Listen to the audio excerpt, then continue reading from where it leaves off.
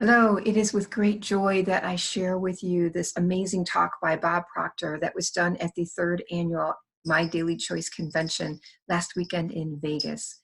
So without further delay, let me share my screen, get everything going, and share with you the amazing Bob Proctor.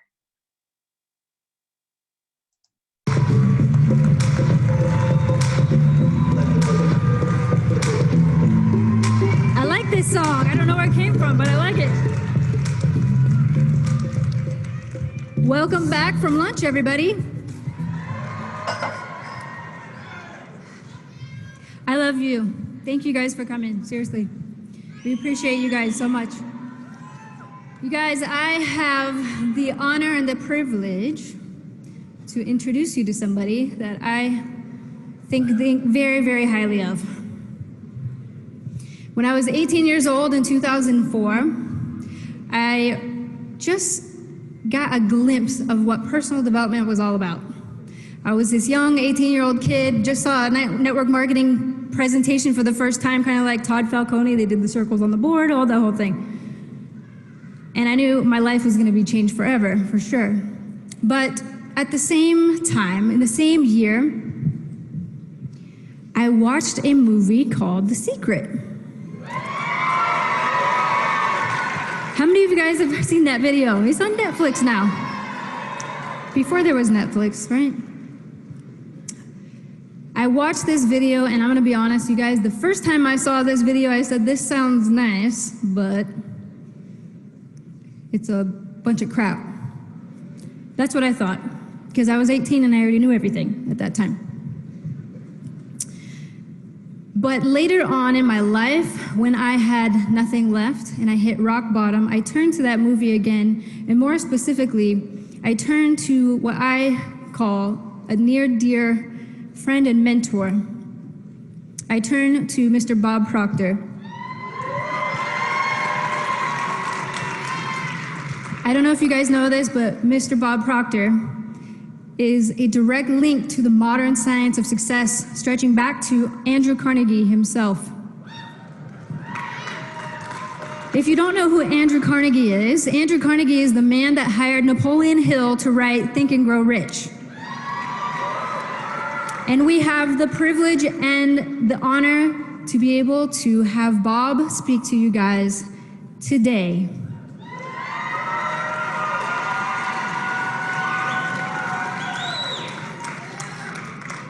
So without further ado, let's introduce to the stage.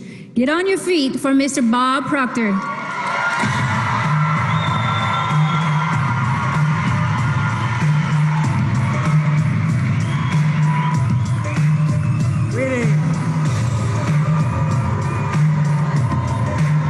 Greetings.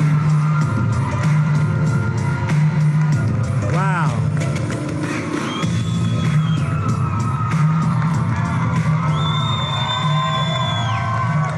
Greetings, greetings. What a group.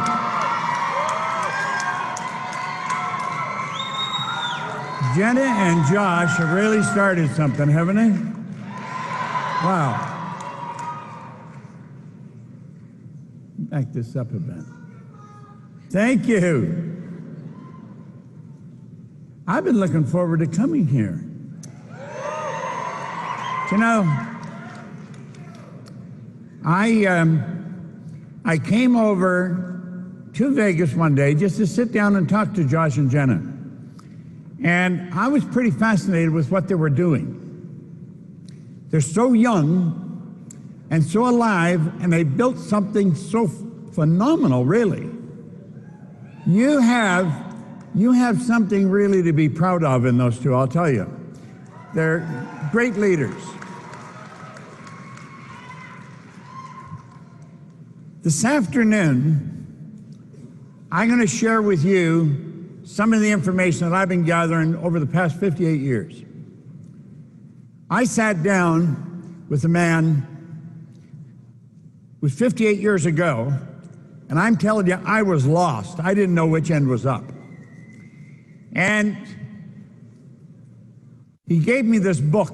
Now I'm going to come back and refer to it a few times, but he said, if you do what this book suggests, he said, you can have anything you want. Now at the time, I was 26, I was flat broke, I was earning $4,000 a year and I owed $6,000. So if I had worked for 18 months and just paid debt, I would have nothing to live on to break even. It was an impossible situation. And I think there's a lot of people that get into a place where they feel it's an impossible situation. That it doesn't seem to matter what they do, they can't win. But I have come to learn that there's no such thing as an impossible situation. There's only situations that we have difficulty accepting. If we listen to someone that's done what we would love to do and then do exactly what they tell us, we're going to win. Now, that was a very unusual thing for me to do because I was 26, I'd been out of the Navy, I'd been fired from all kinds of jobs. I would never do what anybody told me to do. In fact, I resented anybody telling me to do something. And so I had a very closed mind. I wasn't going to go for it or do anything. And he said, read this book. Well, I didn't even read comic books. I had never read a book. But I'm going to tell you, when I started to read that and listen to him, and he said, do exactly what I tell you until you find out I'm lying or that I don't know what I'm talking about. He didn't tell lies, and he didn't know what he was talking about. And my life started to change. And so I want to share some of that with you and talk about where we're going and what we're doing. We talk about connecting the dots. Most people never learn how to connect the dots. School doesn't teach us how to connect the dots. And so a lot of people are wandering around, they don't know what to do. Their life isn't going where they want it to go, they're not doing what they want to do, and they're stuck. And they don't know how to change it. What I'm going to share with you is how to change any situation you've got. And you can connect the dots. We're going to talk about how to earn more money. I love earning money. I just absolutely love it. Now, you see, money enables us to do the things we want to do. Money enables you to extend the good you do far beyond your own presence. My partner and I made a decision a number of years ago. We were going to build schools in Africa. We build a new school every 2.5 weeks. Our goal is to build one every day. So we couldn't do that if we didn't have money. It cost a lot of money. So there's thousands of children now that are getting nutritious food, warm clothing, just everything under getting educated because we have a little bit of money.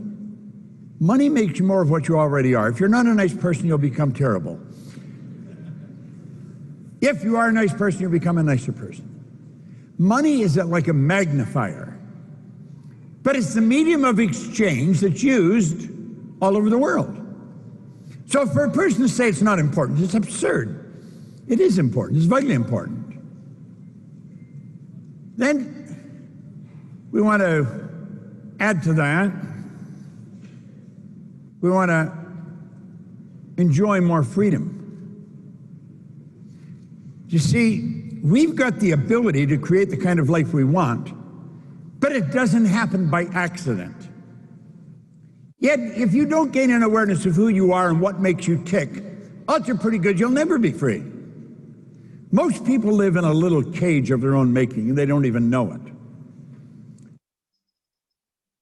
I want to share stuff with you that'll help you begin to live the life that you're really designed to live. You see, you and I are God's highest form of creation. There's nothing on the planet that will equal us. Now, I often point out that we're the only creature on the planet that's totally disoriented in our environment. It's true. All the other little creatures are completely at home in their environment. They blend in. We don't. We've been given the mental faculties to create our own environment. Yes, just that most people don't do a very good job of it. School doesn't teach us how to do it. You go right through our educational system, come out and know virtually nothing about yourself. Now, I want you to take your phone and look at it. Usually I have mine in my pocket, I left it backstage. But take your phone for a moment, look at it. And think of this. Let each of those lines on the screen represent a level of vibration.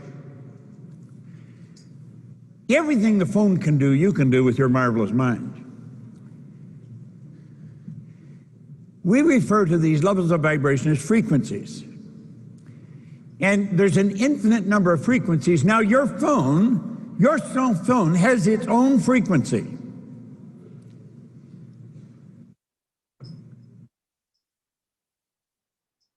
If I've got your number in my phone, I can hit send, bang, you get the message. Doesn't matter where you are. I could take a picture, hit send, and simultaneously with me hitting it, you'll have it. See, in truth, there isn't any time or space. That's an illusion. We're dealing here with energy, and we're dealing with frequencies. We're dealing with energy.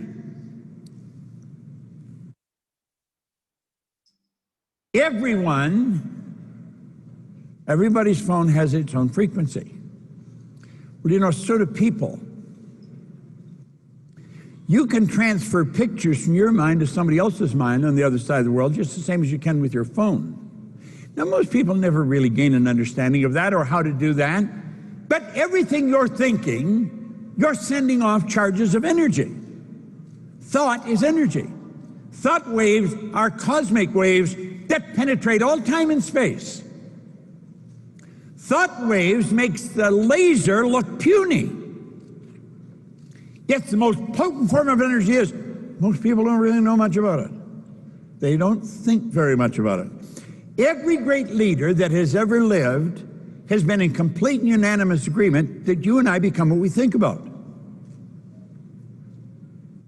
They've disagreed on almost everything else but that one point. We truly do become what we think about.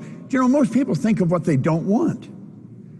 They spend time thinking of what they don't. I get so sick of living this way. I'm so tired of never being able to afford it. I'm so sick of not taking a nice vacation. I'm so sick, and that's all they're talking about. And they're attracting it. They've magnetized themselves to what they don't want. When I sat down and talked to Jenna, I felt like I was in an echo chamber. And she'd say things, and I felt like something was coming back at me, you know? Well, I want to take anything you've heard me say, I want to explain it.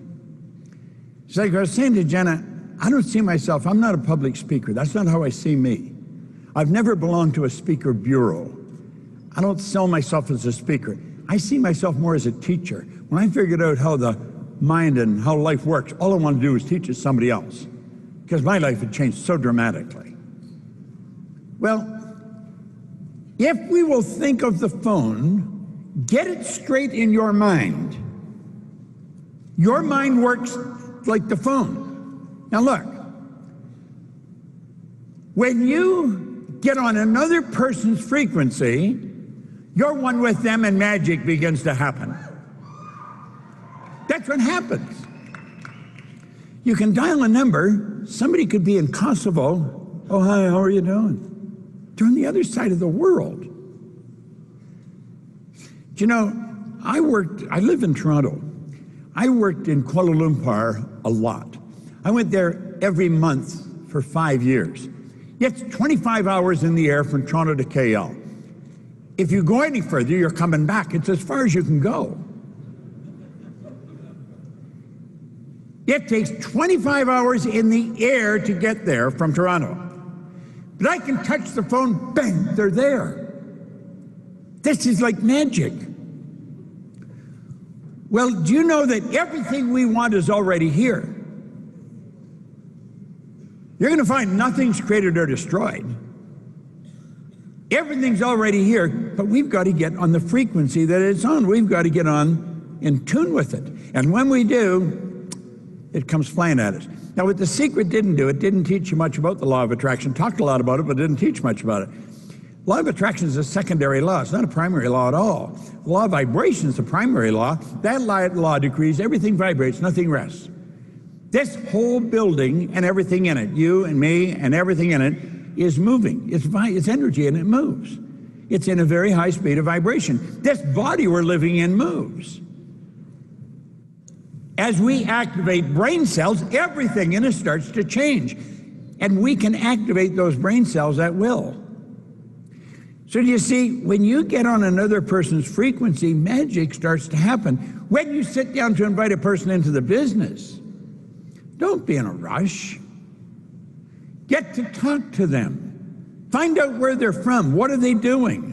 What do they really want in life? Get to know them and listen. Most people don't listen. They talk and they hear, but they don't listen. You hear with your ears. You listen with your emotions.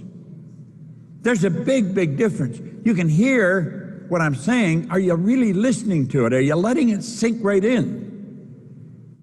That's what I learned we have to do. Now, everything you want is also on its own frequency. I don't know what you want. If I were to sit with you one-on-one, that's what I would be digging for. I would be asking questions, and I would be wanting to figure out, what do you want? And you know, most people don't know what they want. If you don't really draw it out of them, you're not going to find out. Don't assume that they do know what they want, because hardly anyone does. Yet the bizarre part of this is they can have anything they want. You see, what's happening in this company, it's unusual, probably relative to the way you relate to companies and your life. But relative to the law, it's not unusual at all. It's somebody that knows what they're doing and they do it right. So what you want to do is become one with it. Find out what the person wants, become one with it. Now, look at your present results right now. I want you to really think about your results. If you're thinking about your income, look at your income. If you're talking about relationships, look at your relationships. If you're talking about your health, really take a good look at it. You're attracting what you're in harmony with. Now, if somebody had told me that when I first started, I wouldn't have liked it, because I didn't like what was coming into my life. I didn't like it at all. But we've got to understand, nobody's given it to us. If it's coming, we've earned it. If we don't like it, we can change it. It's so basic and so simple. Energy attracts like energy. This thing we're living in is a molecular structure. It's a massive energy and high speed of vibration. That photograph there would be Kirlian photography. In 1934, Semyon Kirlian, a Russian, perfected a form of photography, and you could photograph mass, and the energy coming from it would penetrate the camera, penetrate the film, and he perfected what's called today Kirlian photography. Well, there's a glow of energy around you. You can train yourself to see it, and you can certainly feel it. Yet whatever we're thinking controls the vibration we're in. Because as we think, we activate brain cells, and that's what causes us to vibrate. Like for me to move my arm up and down, I had to activate brain cells to do that. You often hear of a person maybe taking a stroke. The brain is the greediest part of the body when it comes to blood. Well, if the blood stops for some reason to go to a group of cells in the brain, those cells die. That's the electrical system's cut off. And then the arm's just hanging. Won't work. But we have found, now that you used to leave them like that until they died, we found if you move the arm, open the hand, close the hand, move the arm, you will educate healthy cells to do what the damaged cells can no longer do, and the person gets the use of the limb back. But what they've done is reprogram other brain cells. Now, What you're thinking dictates how you feel. Feeling is the language of the subconscious. When you say, I feel, what you're really talking about is the vibration you're in. You say, I feel terrible. You're in a terrible vibration. Change your thinking. But you know, a person in a terrible vibration doesn't want to hear that. It's almost like they want to enjoy their misery. You know people like that. Now you see somebody else and they say, God, I just feel phenomenal. That they are choosing good pictures. Well, make a decision to become one with whatever you want. Now, I would imagine there's someone here that is very new in the company. You just started, and you're here at the conference, and you don't even know what the positions are, but you want to go right to the top. Well, find out what that top position is and act as if you're already there. Now, how would you do that? Well, find somebody that's there and see how they act. Listen to them, find out what they talk about. Watch them, see how they work. Then say, that's exactly what I'm going to do. Now, I have been teaching this for a long, long time, and every now and then I see somebody that's doing that. Do you know what the problem with most people? They don't know what they want. They really don't know what they want. And it's rather sad because you can have anything you want. There is absolutely no limits, none. Now, you know, there's a part of our mind that understands that, our intellect can grasp that, but does our paradigm, does our emotional mind grasp it? Most people's emotional mind won't grab it. Well, I just can't grab that, you know. I mean, anything you want? Yeah, anything. Anything. You can create your own economy. You create your own life. Now, the truth is we're already doing it, just that most people don't know what it is they're doing. And they go all the way through their life and they never learn how to do this, how to make it work. Now, that's all I deal in, because I learned how to make it work. And I'll mention that as we go through. But you see, I do know this, it's all about the mind. And it's about your marvelous mind. Now, here's what we want to know. There's only one mind. We don't have a few thousand minds in here. We have one mind. Everyone's an expression of mind. Mind is movement. Body's the manifestation of the movement. When we really get that, when that sinks in to that part of us where we say we get it, then we could look at somebody else that's really doing well, yet thinking they're using their mind a lot better than me. I wonder what the hell they're doing. I think I'll study and figure it out. Now, it's a strange thing. Usually the people that aren't doing well don't want to study. They just want the answer, but they don't want to earn it. If you make up your mind you're going to study and you're going to figure out what do these people at the top do, I guarantee you things will get better.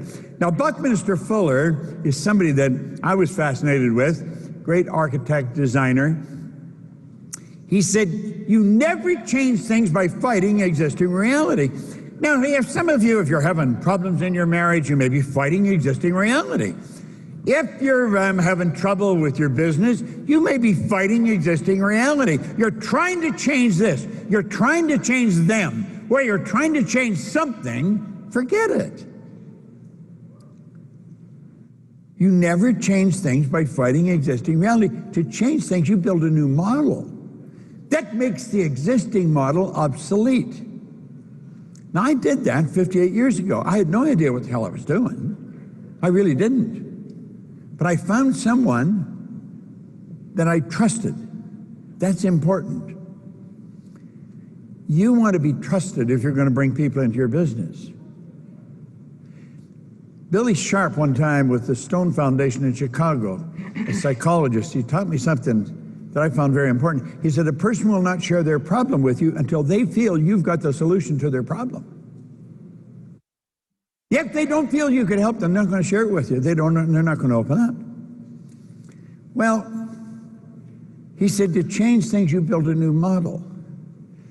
I had a man help me build a new model. My life changed like Jenna's or Josh's. I mean, whoa, it was so fast. People stopped talking to me. Friends that I thought were friends, they stopped talking to me. They resented the fact that I was winning, I think. I didn't ever figure that out at the time, but I thought, I'm not going to let that bother me. That was a big move in itself. Now, if you really want to make your business rock, build a new model. Treat this conference as the turning point. Say, I don't know what I'm going to do, but I'm going to listen to the leaders and I'm going to do exactly what they tell me, even if you don't like it. And you may not like it, because what they're going to tell you to do is not in harmony with your habitual nature.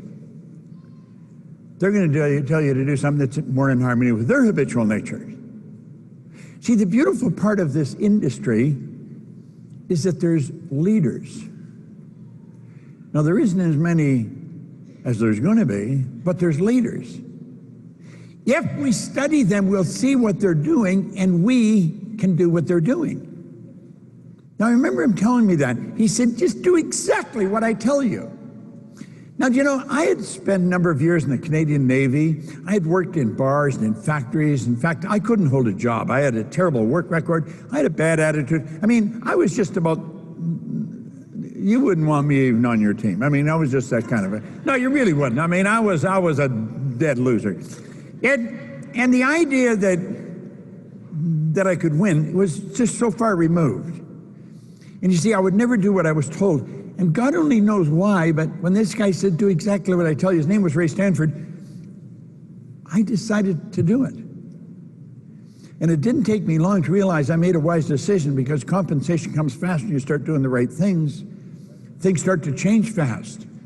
You don't have to wait a long time, you know. Now, that doesn't mean you're going to become a millionaire tomorrow, but you're going to feel better about what you're doing right away. You're going to see immediate results in little things. If you're observant, you'll watch your life change right before your eyes.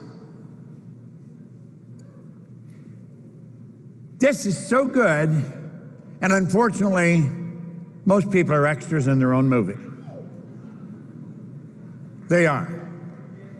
They're extras in their own movie. Why would they do that? It's their movie.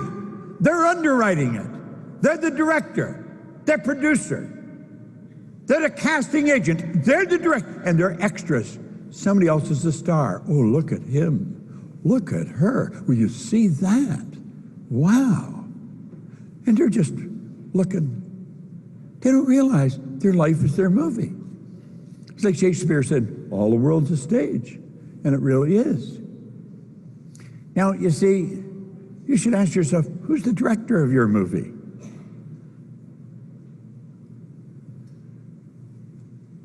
If you figure out what you really want, I can show you how to get it. Now, that's a pretty bold statement. But I know how to do that. I'm going to start by telling you a story. You see, if let's suppose you're relatively new in the business, you haven't done a whole lot of studying, and somebody said you can have anything you want, it'd become pretty acceptable that you wouldn't accept that. Well, and then somebody said, well, there's limits to what you can do. Not everybody's the same.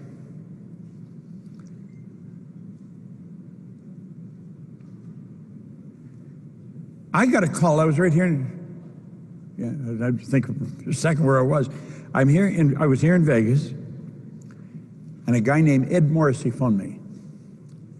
And he said, Bob, I'm here with a guy, he's reading your book, he doesn't believe I know you. I said, okay. So he said, will you talk to him? And I said, yeah, if he wants to talk to me. So this guy got on the phone, and he's thanking me for this book. He loved the book Born Rich. He was really into the Born Rich. Anybody that wants it, they can go to our site, go to proctorgallagher.com, and you can download it for nothing. You were born rich.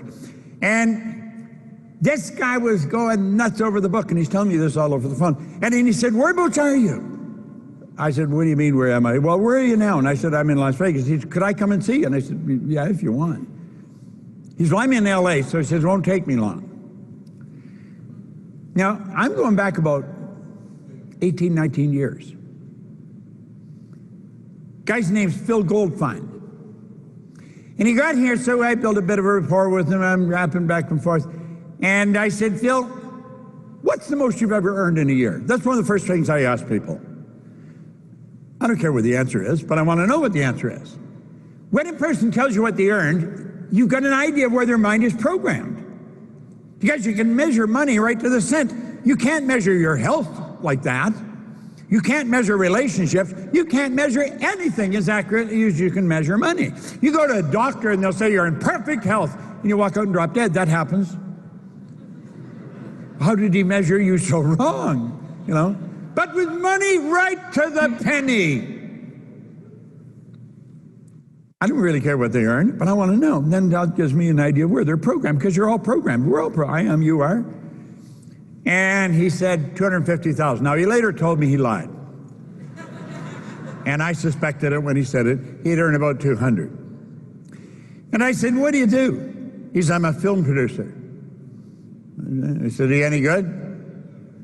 Well, I think so. I said, well, you're not very good if you're earning 200,000.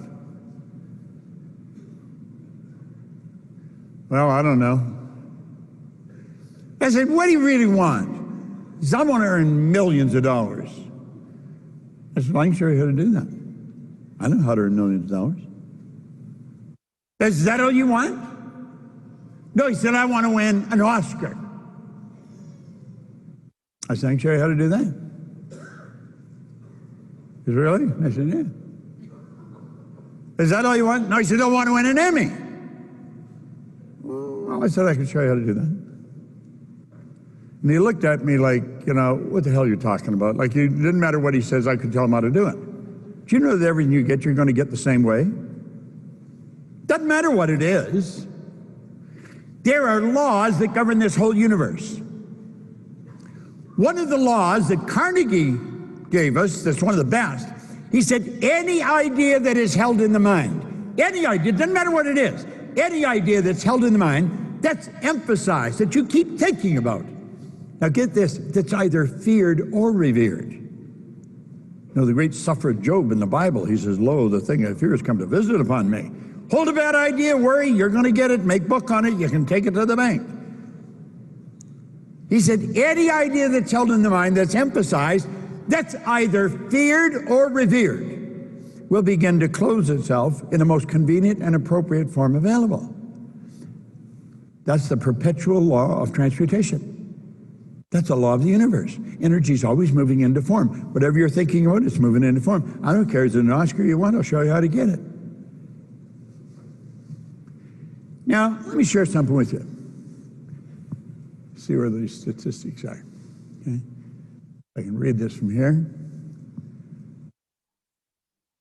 The number of professional filmmakers in the world in 2018, there were 3,500,000. That's a reasonably pretty good competition, isn't it? Now, the number of feature films that were released in 2018, 12,198. 3,500,000 filmmakers, only 12,198 films made in 2018. The number of films that even competed for an Oscar, 341. I mean, it's getting pretty tight, isn't it? The number of Oscars awarded each year, just 24. Here I am. I'll show you how to get that.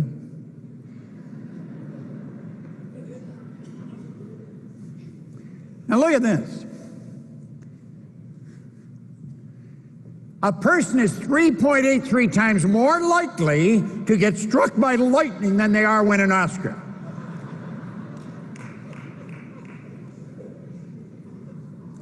The odds of winning an Oscar are about equal to the odds of finding a pearl in an oyster.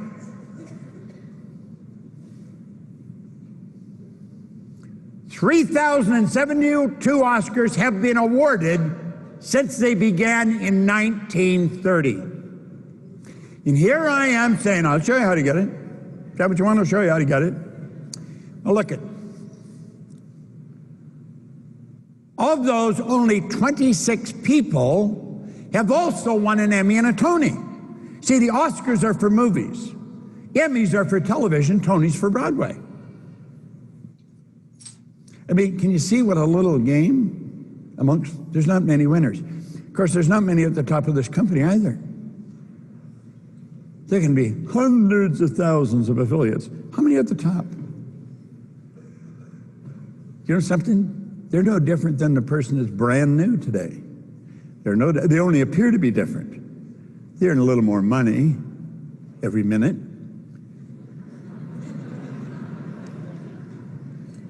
You know, I have an affirmation. I am so happy and grateful now that money comes to me in increasing quantities through multiple sources on a continuous basis. I've been repeating that for years. You like it? It's so good, isn't it? Love it. When we go to bed at night, I know as I go to sleep, it's still coming in. And in the morning, I never counted. I don't even know how to count it, but I could get people to count it. And I was earning it while I was sleeping. Yes, see, the beautiful truth is, when you really understand this, you can earn more money when you're sleeping than you're going to spend when you're awake. It's a nice idea. Well, there's the guy, and there's the Oscar.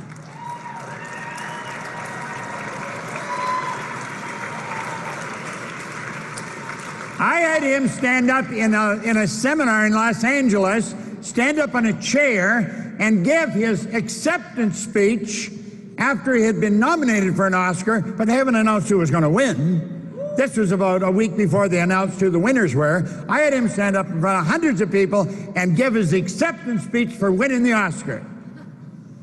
And he won it.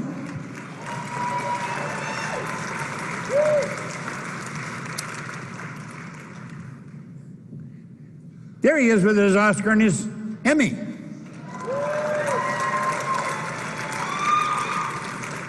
Now, I'm not saying this to impress you, but to impress upon you, this guy knew nothing about what I'm talking about when he came here to Vegas to see me. He is without question one of the best students I've ever met. If I suggest he does, I never wonder whether he's going to do it. I know he's going to do it. If I say study this, I know he's going to study it. Never a question in my mind.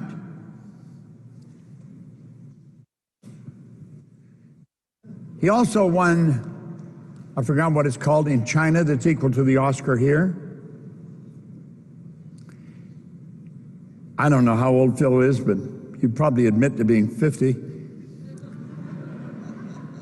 He was taking his 4-year-old son about 10 years ago, swimming at a local college down in Los Angeles area. And he'd sit in the stage in the side and said about, they're 50 pounds overweight, and little boy's swimming, and coach said, "Did you ever swim?" Phil said, "I used to swim in college." He said, "Why didn't you bring your bathing suit? Get in here, it'll do you good." Well, the kid's getting his lessons. Do you know, Phil Goldfine today is in better shape than when he was in his college days, and he swims now anchor for gold medal Olympic swimmers. You see, all things are possible if you understand the law. If you understand the laws of your being. Does it make sense to study it? I think so. He phoned me one day and he said, "Bob, how would you like to go to opening night of Tootsie on Broadway?" I said, "Yeah, I'd like that, Phil." He said, "I'm going to win a Tony." So I flew down to New York and the two of us went to opening night. You know something? He's got his Tony. Now, he was the 27th person to win an Oscar, an Emmy, and a Tony. He earns millions of dollars. I've asked him different times, Phil, how many movies would a producer make in a year? Well, he said, I don't know. He said, maybe one or two, maybe every 3 years. He's already made 10 this year. He is one of the busiest producers in Los Angeles. He teaches other people now. He teaches them the same thing I taught him. See, this works for everybody. It doesn't matter whether you're a film producer or whether you're a network marketer. It doesn't make any difference what you are. I don't care if you were losing. Nobody could have been losing better than me. I mean, hell, I was unhappy, I was sick, I was broke. I didn't know the war was over. I had been kicked out of school in grade 9 after 2 months. I've always known if I could win, anybody could win. I've always known that. I was losing. I was going the wrong direction at such a rapid clip. Yet I knew when I turned around and could do it, anybody could. In fact, I was talking to classification one time at Kingston Penitentiary. That's maximum security in Canada. And they got me to go in. I said, only under my terms I'll go in. So I said, anybody that's in there that wants to come and hear me, you got to let them out. Well, I said, you can't let them all out. And I said, all of them or none of them, I won't go. Well, I stuck to my guns and finally they did. Now there was a guy, Joe Gardner. He's gone now, God bless him, but he turned into a very good friend. Big guy. I mean, physically, he was big. And he had been sentenced to 27 years in penitentiary. He had been in solitary confinement for 7.5 years.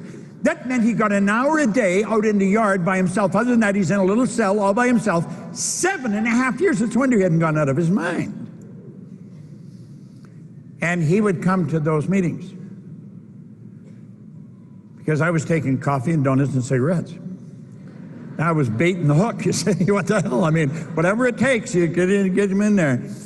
And you know how they have these long tables, like, put stuff on, and he would sit, there would be a table at the back of the room, everybody else was in chairs, and he'd sit in the back and swinging his legs. And this guy'd be drinking coffee, eating donuts, smoking cigarettes. He was like an animal. And I'd say something serious, that's about that crap. Everybody was afraid of this guy, including me. And he was really in charge of the meeting. Everybody'd laugh, he'd laugh. I wasn't making any headway. It's 165 miles from Toronto to Kingston. Now, there's no stop lights, no traffic lights. It's just straight highway, so it's not a bad drive. All the way down there, I was scared. I was afraid of this guy. But I also knew that if I continued the way I was going, I might as well quit going there. And I didn't want to do that because I was pretty firm with classification when they let me in. So after about the 3rd time of doing this, I would go once a month. I mustered up all the courage I could driving down there. And I started to teach this class, and right at a serious part, he started to laugh. I just put whatever I had in my hand down. I went back. I stood right in front of him. We were face to face. And I'm going to tell you, that was the bravest moment of my life. I said, you've got to be the dumbest bastard I've ever met. Well, this guy, you could see his face go red, every muscle in his body tightened up. I thought he was going to kill me. And just as fast as he went like that, all of a sudden he started to laugh. I guess he thought this guy is really crazy doing that. Now, this all happened in a few milliseconds. I mean, it didn't take a week or something like that. I told him I thought he was crazy. And I followed up by saying, I can tell that screw to open the door. I can go out and get in a car and drive away from here. They're putting you back in a cell for another month. I could show you how to get out of here. Well, he didn't say anything more. He was quiet through that meeting. The next month when I went down, he was sitting in the front row. And if anybody shuffled their feet, he'd look at them. He was like the cop.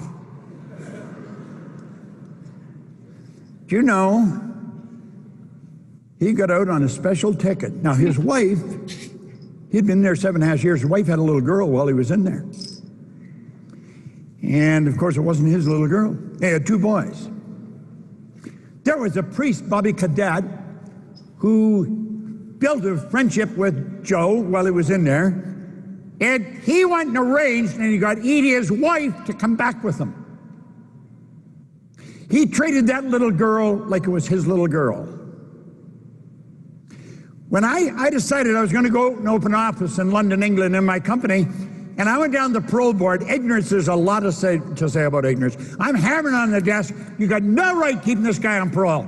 Now, he had to report to the city police every week, and the Mounties, the federal police, every month. I said, he's the best guy I've got, I want to take him to England. They tore up his parole, give him his passport, and away he went. Yeah. Now, I'm telling you that for this reason.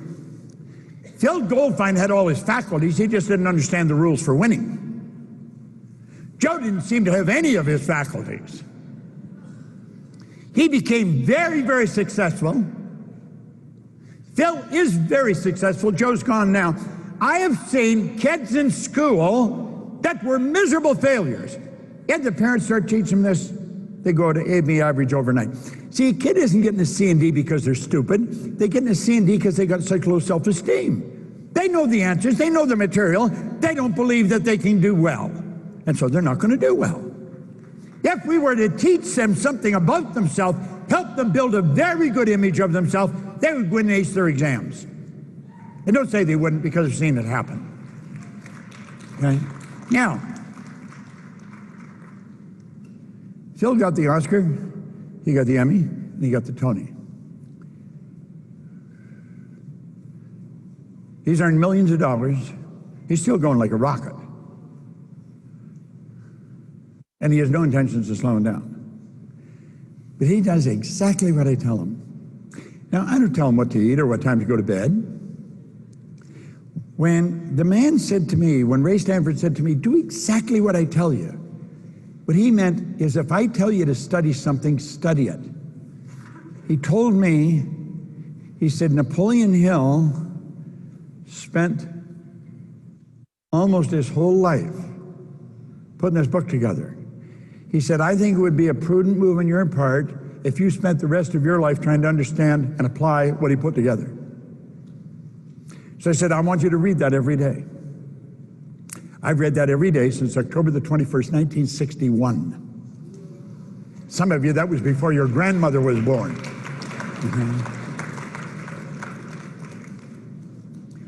I took a pen. In 1973, I left the Nightingale Conant Corporation. I was sitting in a room, in a little den, in a house on Maplewood Lane in Glenview, Illinois, and I said, I'm going to build a company that operates all over the world.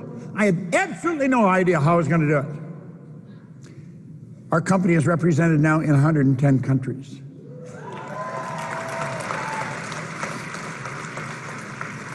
Now, I mentioned this, I mentioned Joe, and I mentioned Phil. There's somebody here that maybe has a little low self-esteem. Maybe your self-image isn't as strong as it should be. And so you might be thinking, well, I couldn't do that, I couldn't do that. Listen, you can do anything. No one can even guess at what you're capable of.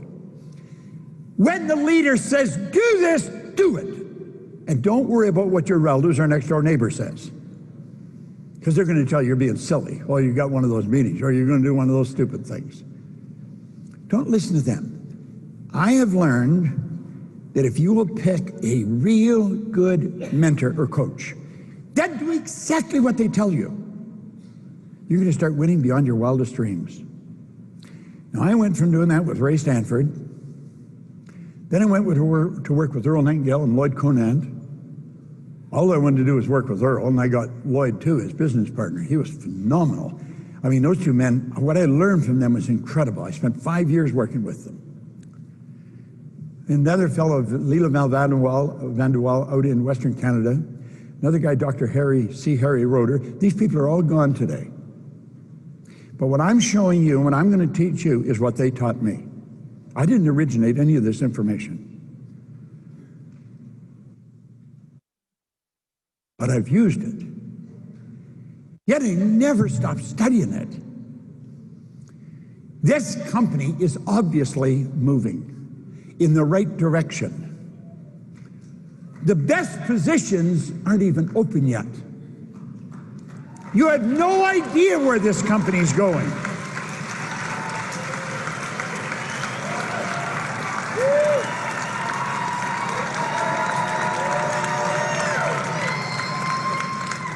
Make up your mind that you're going right to the top. Don't fool around with the next pin. Go right to the top. Think like they think. Study what they study. Work like they work. And I guarantee you it'll all fall into place, because that's the way it works. Now, Phil phoned me just a couple of weeks ago. That's a terrible picture, but it was taken with his phone, transferred to my phone, and I took and made a slide off my phone. He told me, he said, about 2 weeks ago, he said, Bob, I'm going to go for another Oscar for the movie Claire. And so he started to tell me, I said, Phil, I'll tell you what to do.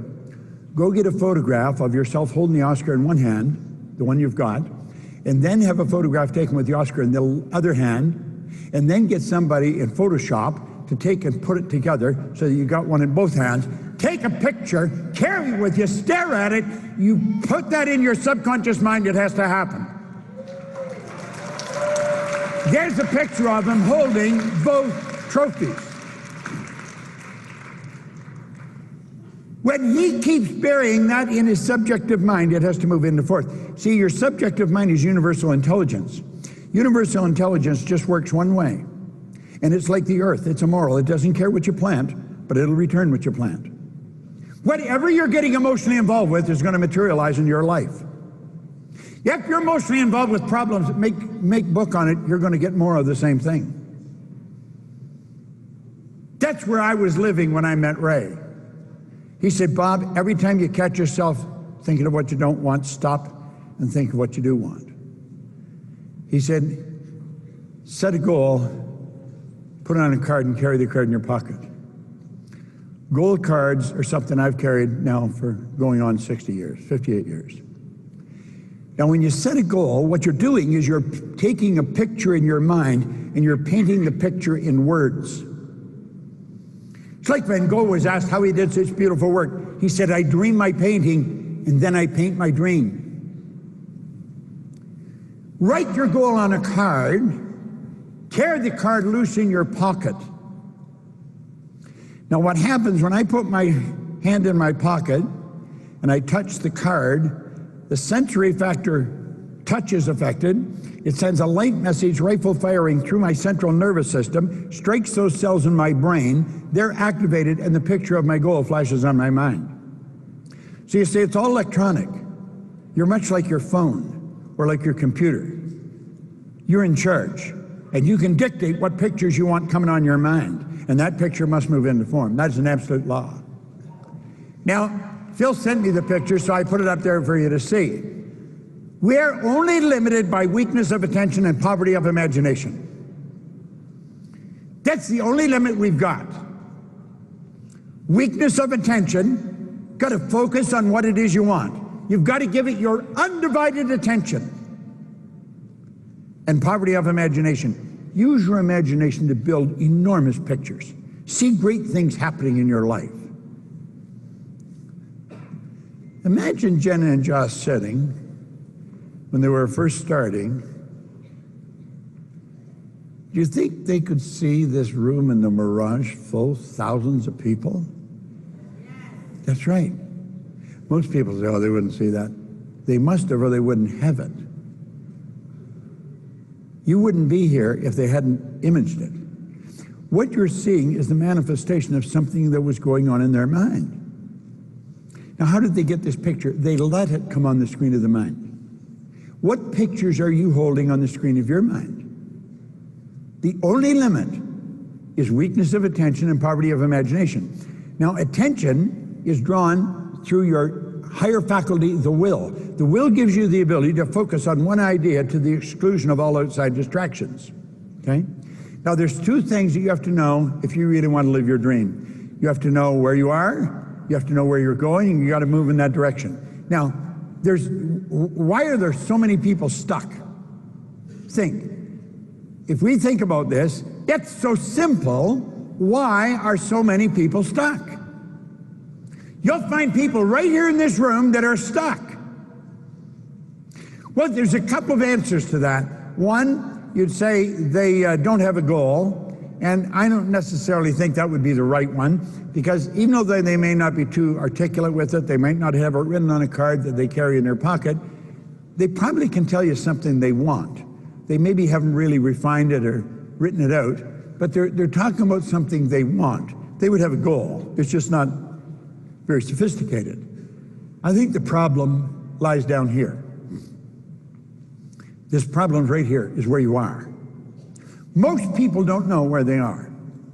See if you can relate to this. When I was a kid, my mother would say, "Why'd you do that?" I say, "I don't know." "What do you mean you don't know? You know better." "I know." "Well, why'd you do it?" "I don't know." School teachers, "But why'd you do that?" "I don't know." "Well, you know better." "I know." "Well, why'd you do it?" "I don't know." I went in the Navy. Every commanding officer, "Proctor, yes, sir." "Why'd you do that?" "I don't know, sir." "Hell you talking about you don't know? You know better." "I know." "Why'd you do it?" "I don't know." Now I got married. My wife says, "Why are you doing that?" I said, "Drop it right there." Now think, we're doing things we don't want to do, yet it's giving us results we don't want to get, and we don't know why we're doing it. Think about this. You already know how to do a lot better than you're doing. I know how to do a lot better than I'm doing. Our problem is not that we don't know. We do know. Our problem is in paradigms. We throw that back up there, you know. Look it. Here's the problem right here. It's in paradigms. Now, I want you to ask yourself, don't ask anybody else, if someone asked you to explain exactly what a paradigm is, how well do you think you'd do? Most people wouldn't do very well. If you went and looked up, we know it's to do with the mind, if you went and looked it up in, I don't know, some kind of a book on psychology or behavioral science or psychiatry, you'd get an answer that you probably wouldn't even understand. A paradigm is what's in control of our life to a very large degree. And it's the paradigm that had me doing things I didn't want to do, even though I knew how to do better. My mother didn't know what was wrong, my teachers didn't know what was wrong, and the commanding officers I had in the Navy, they did not know why. They would say, "Proctor, why'd you do that?" "I don't know, sir." Well, you know better. They didn't know that there was a paradigm in control of me. I didn't know it. And so I got in trouble for doing something I knew better, but I did it anyway.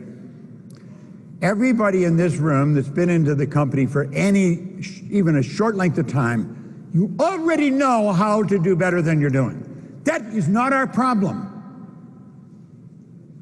My income went from $4,000 to $175 almost overnight. It wasn't that I didn't know how. I did know how. I wasn't doing what I knew. That's the problem that keep people stuck. If we go back to the screen, now look. Back that up. Went way too fast there. How'd that happen? We say paradigm is a huge problem for almost everyone. That is for your leaders. That's for Jen and Josh. That's for Bob. That's for the person next to you. It's for your parents. It's for everyone. Now let's take a look at what a paradigm is. A paradigm is a mental program that has almost exclusive control over our habitual behavior. Now think, a paradigm is a program that has almost exclusive control over our habitual behavior. And get this, almost all of our behavior is habitual. Now don't take my word for this and just listen to it as a talk that you're getting at a convention. Stop and think. If you're living with someone they do when they get up in the morning? There's a pattern, there's a routine that they fall into. You could almost write a book on it. And if you're living with someone, you don't mess with their routine in the morning. They just quiet and get moving. He pours the coffee, she pours the coffee, but there's a routine. And it's exact almost. Well, that's the same with our life. You can almost write a book on what we do. Now let's take a look at the areas of your life that paradigm is in control of. Now, it would be really wise to pay very close attention here, because this is super important. Paradigms control your perception. Perception is a mental faculty. Animals do not have perception, humans do. Perception is one of the higher faculties that we've got. If I have a particular challenge that I'm faced with, I have an exercise that helps me shift my perception. It helps me change how I look at something. I will take and write the problem down in as much detail as I can, and so clear that if I were to give it to somebody else, they would see exactly what I see. So I get the picture in my mind, I paint it with words. I will take that written out, and if you try this, you'll find it'll work like unadulterated magic. Put it in the center of your desk or a table. I do it in my studio, or I'll do it in my dining room. And I'll get and sit down and I'll look at it.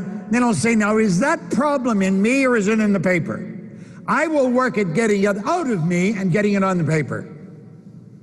So I'm not going to relate to it as something that's in control of me. When I get it on the paper, then I'll look at it until I think I understand it. Then I'll go and sit on the other side of the table, literally, physically get up and go and move. And I'll look at it and I'll say, how would Earl Nightingale look at that? And mentally I'll play with that for a bit. Then I'll go sit somebody else and I'll say, how would Napoleon Hill look at that? Now, these people don't have to be alive. Okay? If you've studied them, you know their energy. And how would he look? And go sit somewhere else. And I may move around the table to half a dozen places. How would they look at that? And you know something? Pretty soon that problem's not a problem at all. I not only solved it, it's become fairly simple to solve. Perception is a mental faculty. Yet it's being controlled by your paradigm. Yet controls how you look at things. When you go to talk to a person about your opportunity, understand they've got a paradigm and they are controlled how they're going to see your industry.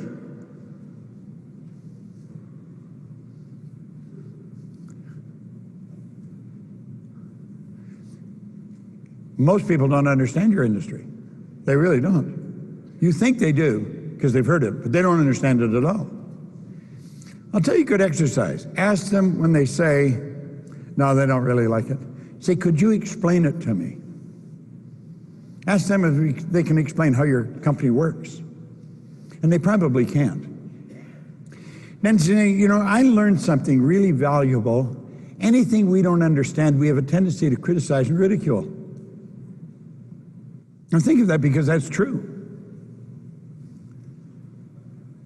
Your paradigm controls your use of time. Do you know that every one of us get exactly the same amount of time? We get all there is. No one gets any more than anyone else. Your paradigm controls everything. It also controls your creativity. You'll see some people are not creative and others are. That's not true. Everybody's creative. You're created in God's image. Our problem is we got that reversed and we created God in our image. You are a creative being. You are truly a creative being. You can take these higher faculties that all the other forms of life don't have, and you can create something. This company is a creation. That's the manifestation of an image. Your paradigm controls your effectiveness because it controls what you do, how you do it.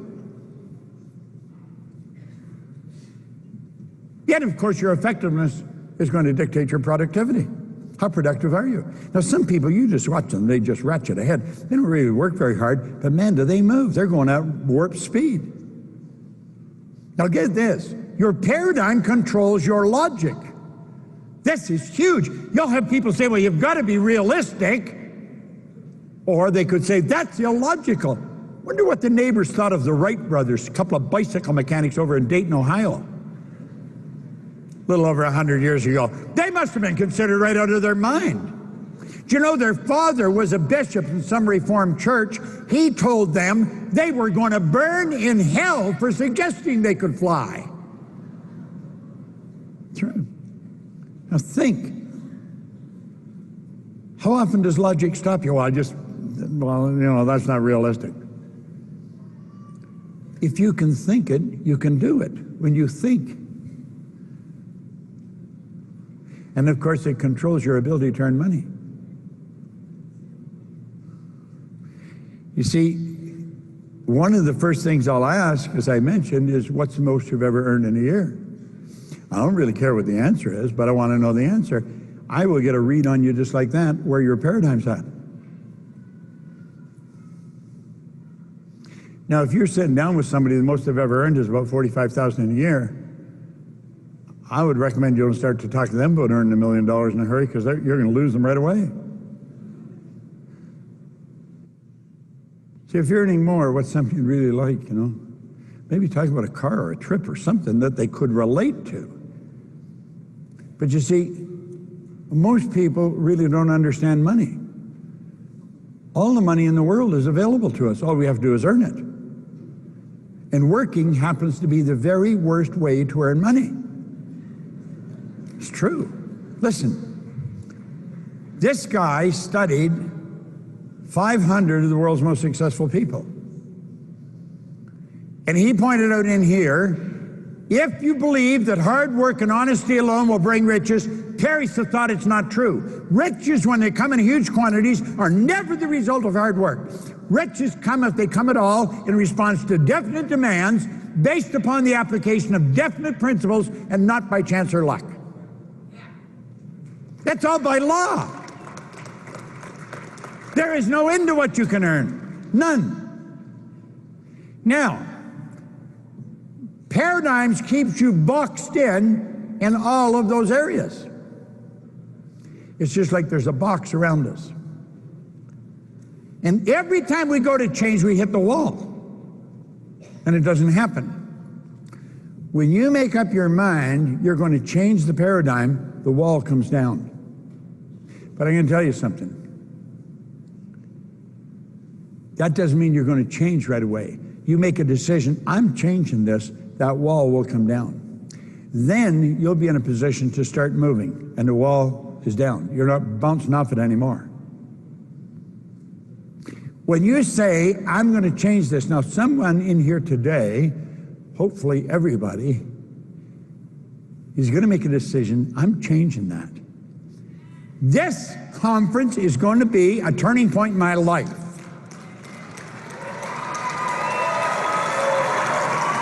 Now think, you spent money and you took time. Some of you traveled a long way. Make certain this is a turning point. And when you say I'm going to change, just think of this. The change can be huge, absolutely huge. And the change is permanent. You will never go back. You see, awareness is something you cannot lose. Most of us, when we're thinking of learning, we get hooked up on school stuff, and it's the intellect we're thinking of. Because that's what school focuses on, the intellect. If you get the degree, you've learned it. If you get this, you've learned it. Why are there so many people with degrees come right off their business card that don't know the war's over? They're losing. That's not in the intellect, it's in the awareness. Think of this. A person isn't earning $100,000 a year because they want $100,000 a year. They're earning $100,000 a year because they're not aware of how to earn $100,000 a month. When you help develop their awareness, it's something they won't lose. Like a baby is not aware of the difference between a woman and a man. Baby's not aware of the difference in a female and a male. That is something a baby has to become aware. They have to learn that. And when the baby develops the awareness, they never lose it. That'll help you understand the difference between awareness and intellect. When you become aware of how your paradigm is controlling you and then how to change it, there's no end to where you can go or what you can do. None. Now,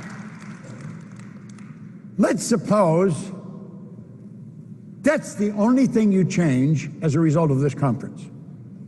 You're going to change your perception of this business. You're going to change your perception of you in this business. You're never going to look at this company and your position in it the same way again. You're going to see this as a vehicle that will take you anywhere you want to go, and there's nothing can stop you.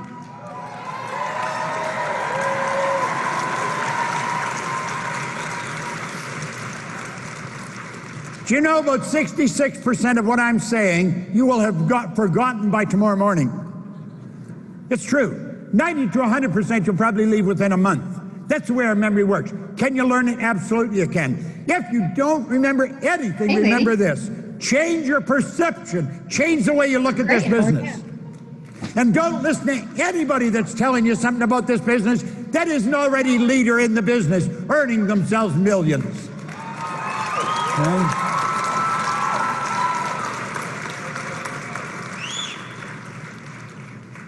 I was on the fire department when I started to study this. It was the best job I'd ever had. I was earning $100 a week, $400 a month. When I got that job, I was earning $48 a week working in a service station, changing tires, filling up gas, greasing cars. And I went from earning $50 a week to $100 a week. And then I get into that book. And I decided I was going to quit the fire department. I was the second person since 1934 to quit that fire department. Nobody ever quit.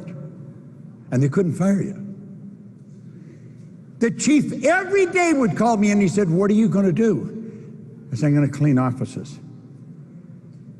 He said, "Bob, you're crazy." "No." "Well, you know, you can't come back when you quit. You can't come back." I said, "I know." I said, "Why are you doing this?" "Well," I said, I've got a dream. I'm reading a book and it's teaching me how to do stuff."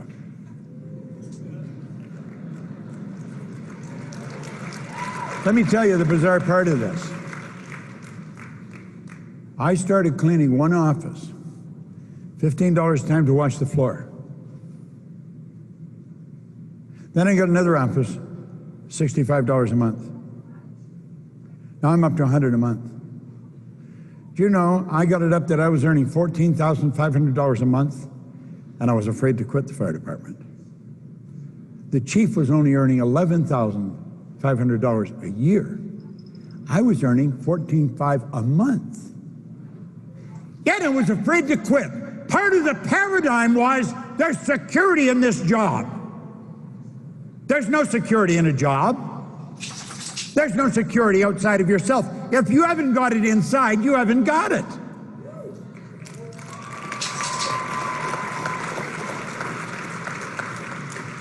In less than 5 years, I was cleaning offices in Toronto, Montreal, Boston, Cleveland, Atlanta, and London, England. I was earning a lot of money, well over $1 million a year. They all thought I was crazy when I quit. But when I got it up over $1 million, they didn't think I was so crazy anymore. When you do what you're doing, your friends, relatives, they're going to think you're crazy. You cannot afford to listen to them. They mean well. They really do. They want to help you. They don't want to hurt you. But they're trying to talk you out of what you're doing because they don't understand it. When you change your perception, your income will change dramatically.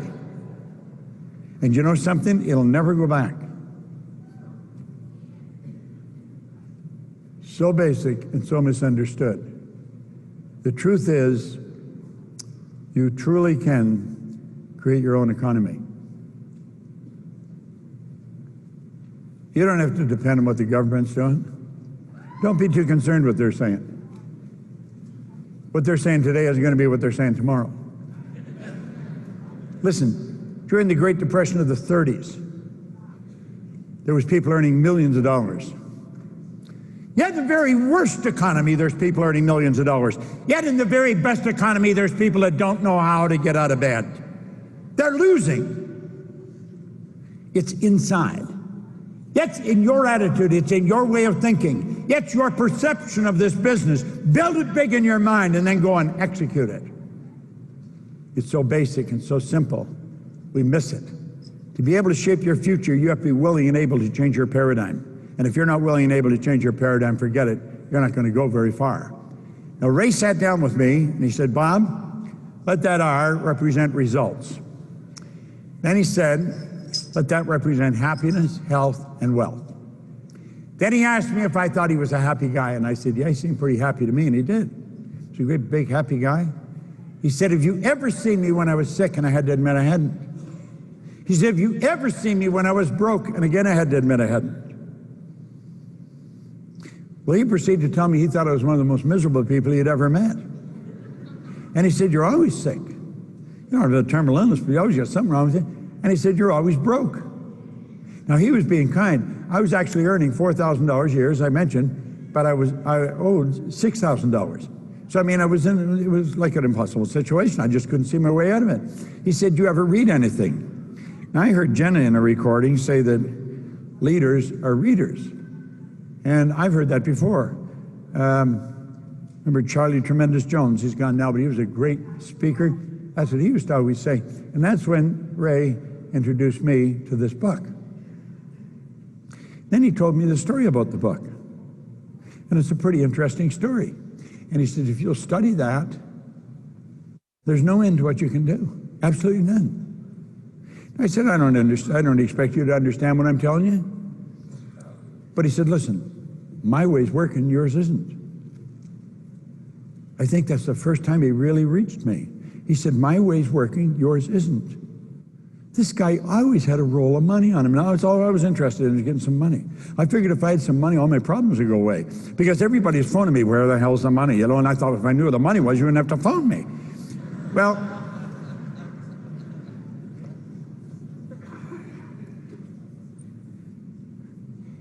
within a year, I was earning $14,500 a month. Now, if you annualize that, that's 175. I hadn't earned 175, but I was earning $14,500 a month in 1 year, from 4,000 to that. You can do that in this business. You can do that starting today. You really can. Everybody knows that. In less than 5 years, I had that over $1 million. Now, here's the real crazy part. If you asked me what I was doing, I couldn't have told you. I had no idea what the hell I was doing. Do you know that most people that are really successful, they don't know why they're successful? They really can't. They cannot articulate why they are. They're what you call unconscious competence. They're very good, but they can't really articulate why they are. Unfortunately, that means they can't even transfer that to their kids. Not a good place to be. You see, I was in England.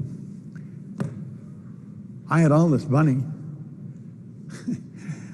I didn't care what I did because I knew where the money was. I'd just go get some more. And I go down to Playboy on Park Lane, right beside the London Hilton, and I'd play roulette. I didn't care if I lost. I knew how to get more. And one day, it dawned on me that I wasn't being very responsible. And then I started to think, what happened to me? How did this change? Because over a short period of time, I went from having nothing and having almost everything. And I couldn't tell you.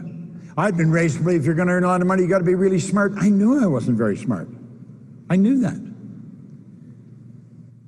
I had a very limited vocabulary. If you used a word I didn't understand, I'd have to get a dictionary out and find out what you meant.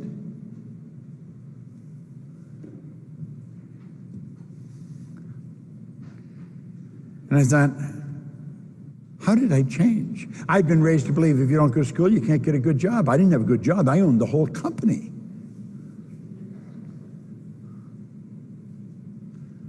And I thought, I should figure out what happened to me.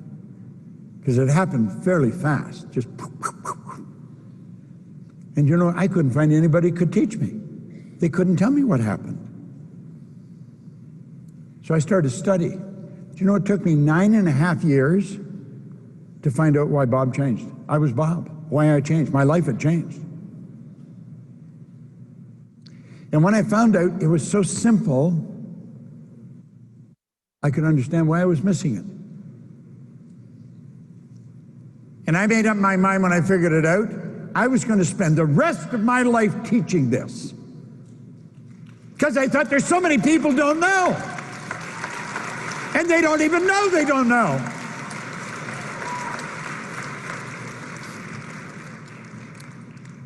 I left my own company. I went to Chicago and I got a job with the Nightingale Conant Corporation because I wanted to work with Earl.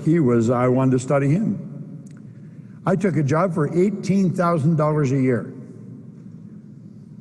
That's a long ways down from $1 million plus. 3 years later, I was earning $33,000. But you see, I was prepared to pay them to let me work there. I just wanted to find out what they knew. I knew they knew. And you know what I found out? It's so basic. It was the repetition of listening to the records. We had records then. If you were to visit my studio in Toronto, I have a beautiful bookshelf and library, and on one of the shelves is a small handheld record player. And I would drive around listening to these records. I got so addicted to listening to them, I had never heard anybody talk like this.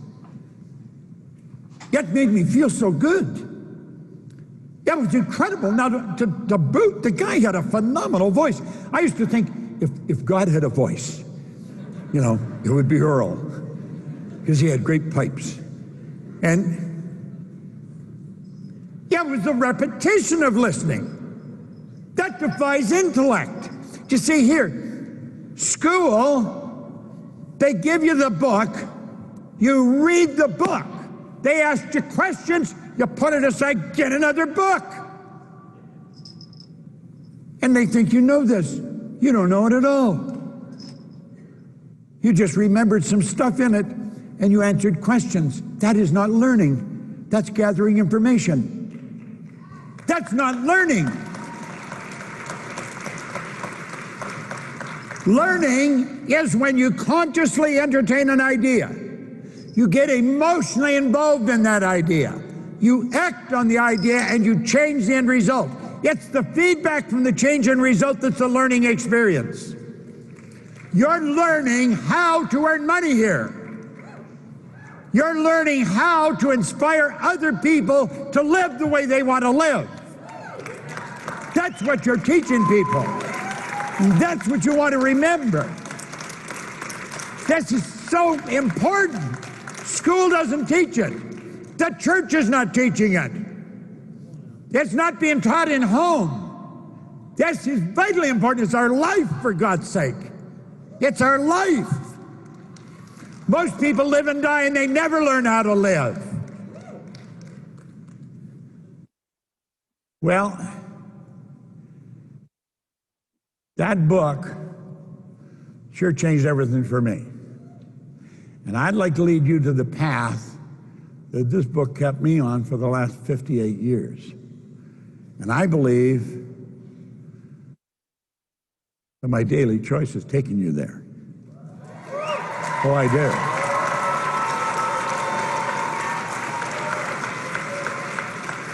I have an assistant, Gina, who has worked with me for 33 years.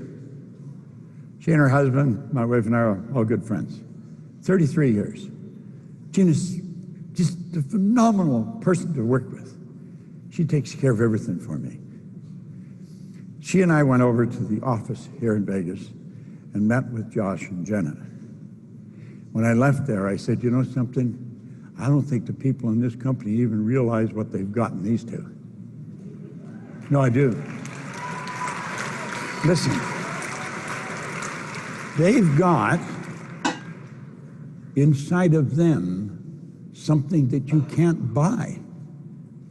But you can get it because it's built into the seam of this company.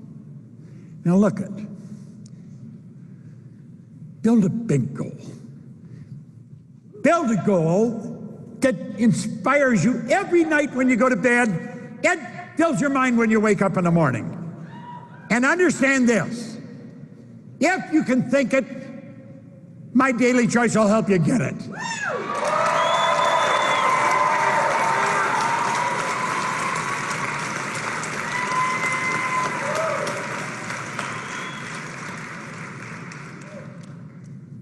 Your spiritual DNA is perfect. Back that up. You know what that means? It means there's perfection within every one of us. There's perfection within every one of us. Yet doesn't require any modification or any improvement. Absolutely none. There is perfection within you.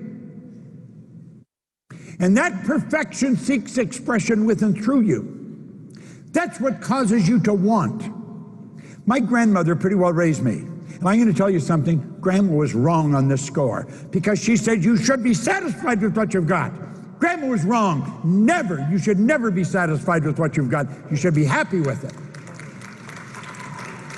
Dissatisfaction is a creative state. Dissatisfaction is going to get you to reach higher, go further, run faster. Dissatisfaction is a creative state. It's the spiritual essence within us seeking expression through us. See, there's perfection within us, and it wants to express itself within through us. That's why you want. You want a Lamborghini. You want to buy the whole building. Whatever you want. Understand this. Everything you own when you die belongs to somebody else. You never own anything. You're merely a custodian. You should have it, and you should enjoy it, but you never own it. But what you are is yours forever. That's why we want to develop a greater awareness. We want to become aware of this perfection within us. Spirit's all-knowing. You know what that means? All the knowledge there ever was or ever will be is omnipresent. All the knowledge there ever was. The way to build a cell phone has always been here.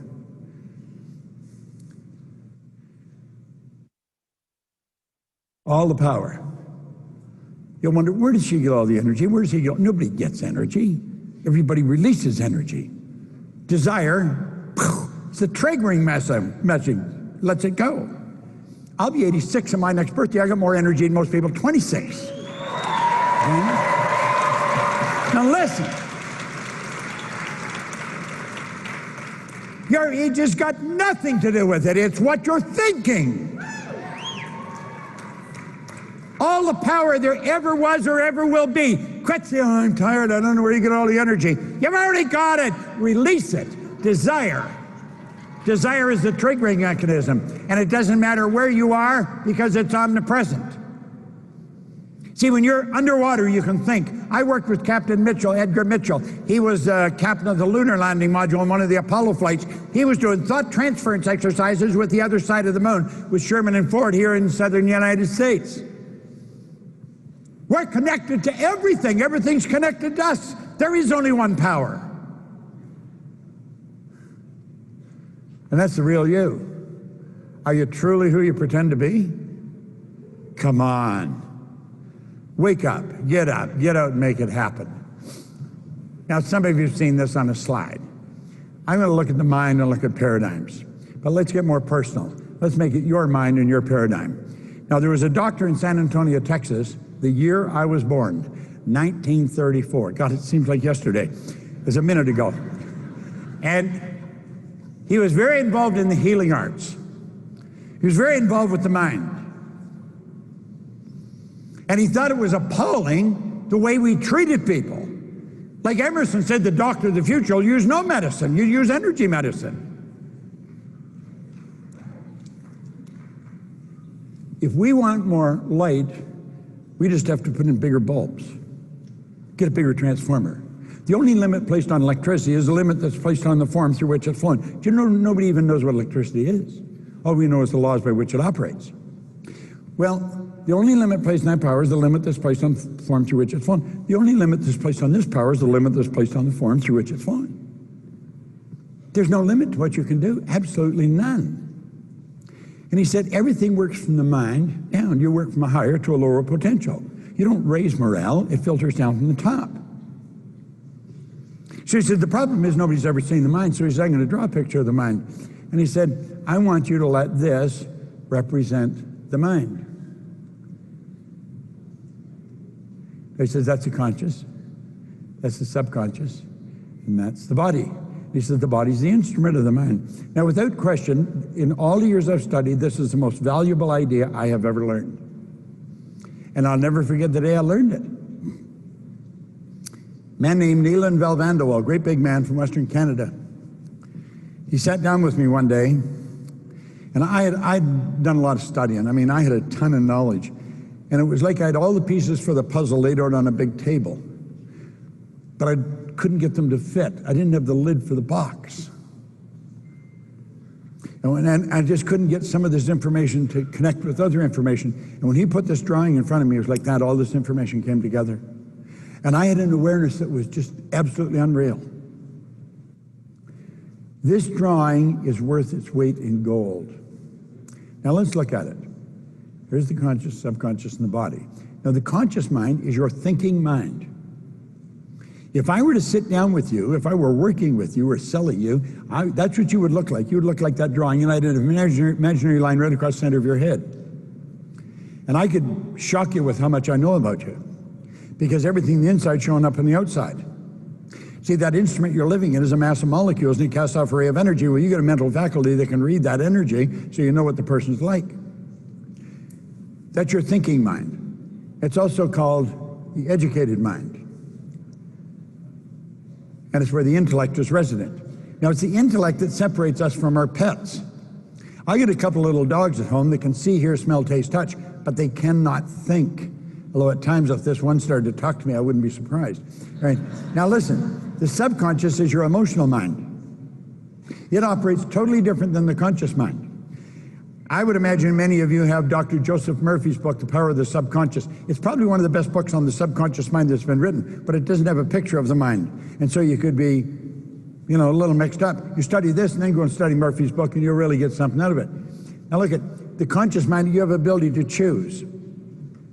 Viktor Frankl, who wrote Man's Search for Meaning, he was a Jewish psychiatrist, spent the war years in a German concentration camp, and he said while he was in that camp, regardless of the intellectual or physical abuse he was subjected to, no one could cause him to think something he didn't want to think. That was his choice. Yet we've got the ability to accept or reject whatever we hear. All that stuff on television, the radio, and the newspapers, reject it if you don't like it. Just don't spend any time thinking about it. Because what was there today will be gone tomorrow. You have the ability to accept or reject anything. And if you reject it, then you can go ahead and you can originate whatever you want. Now, your subconscious mind does not have that ability. Your subconscious mind must accept whatever you give to it. It's like the earth. It's immoral. It doesn't care what you plant, but it'll accept it because it gives no ability to reject it. And this is the part that you really want to learn. The subconscious mind cannot differentiate between what's real and what's imagined. If you start to imagine something bad, you will start feeling bad. If you imagine something good, you'll start feeling good. Your subconscious mind just accepts what you give to it. It cannot tell the difference. Well, mentally see yourself as the leader you want to be. This is where I'm going. That's what I'm going to earn. That's how I'm going to act. And don't worry about the people that are laughing, saying, who do you think you are? Say, I don't think who I am. I know damn well who I am. You see?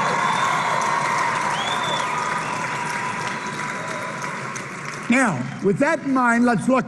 That's information that's as accurate as you'll find, and it's valuable information. Let's look here. Here we are. We're being inundated with information today. This is us today. And we're getting bombarded with all kinds of information. Because we have a reasoning factor in our conscious mind, we have the ability to think. It's with reason that we think. Now, we have the ability to tell all that stuff on the radio, TV, newspapers. We have the ability to tell it, just get out of town. Get out of here. But we don't do that. We let it play. We not only let it play, we let it go right into our subconscious mind because we leave our mind wide open. Remember what I said, the subconscious cannot reject, and all that stuff's going right in. That's our emotional mind. Why would we do that? We've been programmed to do it. That's part of what we call the paradigm. How did that happen? I'll tell you exactly how it happened. Let's close the window on that for a minute and go over here. This is us as infants. Anybody's got a little baby, this is the way the baby arrives. The baby's mind is wide open, and whatever's going on around that baby will go right into that baby's subconscious mind. And it keeps going in. Whatever those people are saying or doing is going right into that baby's subconscious mind. That baby will grow up speaking the language of the people it's surrounded by. If you took the baby out of an English-speaking home here and put him in the suburbs of Beijing, that baby'd grow up fluent in Chinese. No knowledge of the English language. Almost all welfare recipients are fourth, fifth generation welfare recipients. That's why. If the parents don't go to school, the kids won't go to school. No one in our family ever went to school. I only changed one question. They said to me, "Are you going?" "No, hell, I'm out of here." I didn't want to go. I just didn't ask my kids if they were going to go. I asked them where they were going to go. Just change one question, and you change the whole breed. You see?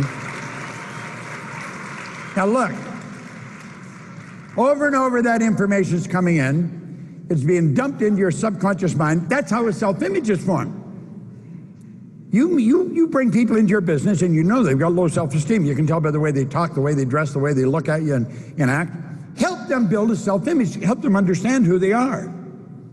Way back in the 60s, there was an author, Robert Heinlein, and he wrote a book called Strangers in a Strange Land. He said, in absence of clearly defined goals, we become strangely loyal to performing daily trivia until ultimately we become enslaved by it. That's what happens to most kids. They're enslaved by daily trivia because that's all they're surrounded by. That's what's dumped into their mind. And that's how the paradigm is formed. And here we are here. That's, you like the food you have, the way you dress, the way you talk, the way you meet, greet people. That's the way we are here 40, 50, 75 years later. It's just a program. And it's rather sad. Now let's take a look. There's a baby, a brand new baby. Now here's the graphic illustration of the baby, just the subconscious mind, because that's how a baby arrives on the scene. You see? Baby arrives, and that's like the baby that's arriving. Okay? Now, what's going on? Whatever's going on around that baby goes right into that baby's subconscious mind. And that baby becomes a product of its environment. And that is where the paradigm is formed. That's where the self-image is formed. And of course the paradigm. Then the conscious faculties at a certain age begin to develop. And they develop their senses. They start to hear, see, smell, taste, touch. You watch a baby, you'll see the hand going fast to his face and they're watching it. It's like, I just wonder, where'd that come from, you know? Well, a brand new baby, it's sort of fun watching the baby become aware, right? Well, here's what we want to understand. The conscious mind is also the intellectual mind, and here's the higher faculties. Perception, will, imagination, memory, intuition, and reason. Do you know there's no such thing as a bad memory? Everybody's got a perfect memory. Well, we have all these higher faculties. What we want to do is learn how to use them. Now, as we start to learn how to use these, everything in our life changes. Now, at a very early age, we start to go to school. And what happens in school? Well, we don't learn what we should. What did Einstein say? The intuitive mind is a sacred gift. Well, the rational mind is a faithful servant. We've created a society that honors the servant and has forgotten the gift. Now here's your higher faculties. You've got your perception, you get this flipper working properly, your memory, imagination, reason, intuition, and the will. These are like mental tools. As you develop these, you take control over your life. They're phenomenal tools. I've been working at those now for over 50 years. Here's the child going to school. Let's take a look. Okay? We get valuable knowledge in school, however, they taught us nothing about paradigms. So you got people that know how to do things, but they don't do it. Why? Superior knowledge, inferior results, and they get confused and frustrated. Now here's the model of the child. They've gone to school and they've gathered a ton of information. But the results don't match the information. Now you have relatives, you have friends who are absolutely brilliant, but the results would indicate that they don't know very much. And that causes a lot of frustration in the person's life, but it also causes a lot of frustration in their life. They're thinking, how come I see Harry and Betty, they're doing great, and they're not even very bright. They didn't even go to school. and they're earning millions. What happened? How come? Well, you see, it's the paradigm that controls the results, not the knowledge that you've got. You can have the knowledge. There's people in your business that have all kinds of knowledge. They really study network marketing. They have studied it. They understand multi-level network. They understand it. They can explain it. They can give you a talk. It'll blow your mind how much they know, but they don't do anything. There's a lot of people around this industry, been in it for years. They're not doing anything. What's the matter? They're following the same pattern school laid down for them. Yet they can talk well. If they got all this information, they figure they've got it. They haven't got it at all. Look at, if you're going to change your results, you've got to change the paradigm. It's absolutely essential. And how do you change the paradigm? It's repetition of information. So look, this is you. There's your mind, your body. There's your conscious mind, subconscious. And you've got all these higher faculties. We know that. And they're like little antennae. But we've also got these other faculties called our conscious mind, our intellect. And we want to learn how to utilize those. And most people don't know how they work. They don't know how. And yet it's with those higher faculties that you control your emotional state. You also control the results you're getting. And it's rather sad most people don't know that. They just don't know it. And that is because that's the way we've been raised. No knowledge of these higher faculties. We go by what we see, hear, smell, taste, touch. So we look at the report card and we go by what the report card says. You know what the report card's telling you? It tells you where your mind was at a few minutes, maybe 3 or 4 weeks ago. It's got absolutely nothing to do with your potential. Nothing. Why would we let that guide us? Because we've been programmed to. Now, this is a black and white deal. It doesn't matter how hard you work, how many hours you put in. If the paradigm doesn't change, the results ultimately remain much the same from one year to the next. And you'll see that happen in your company. You'll see it happen in your family. You'll see it happen in your social circles. People, nothing changes very much. That's rather sad. When paradigms stay in control, nothing changes. So if you're having difficulty really making it happen, understand it's the paradigm where the problem is. It is the paradigm. It's the conditioning in our subconscious mind. The more we learn about that, the more we take control over our life.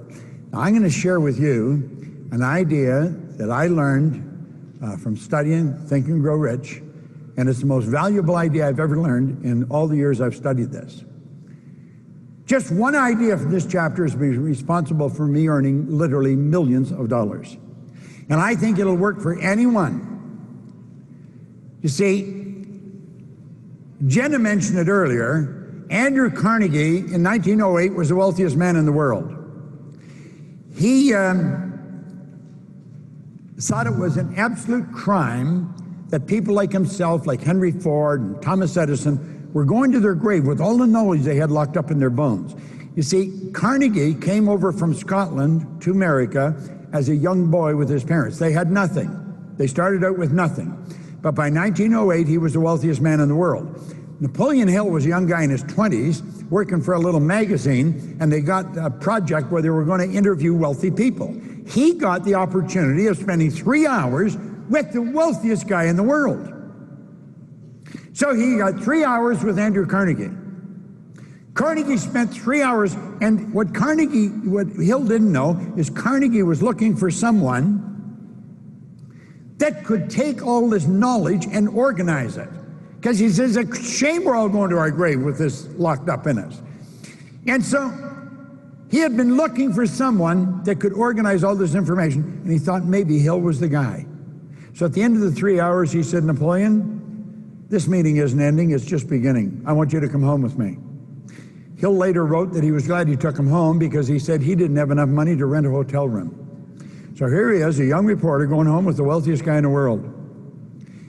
Carnegie spent 3 days talking to him, explained his whole philosophy.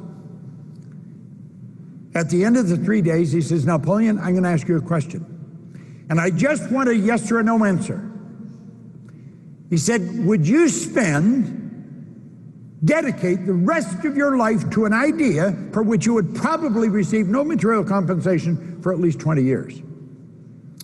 I've asked myself that question so many times. What would I have done if I was him?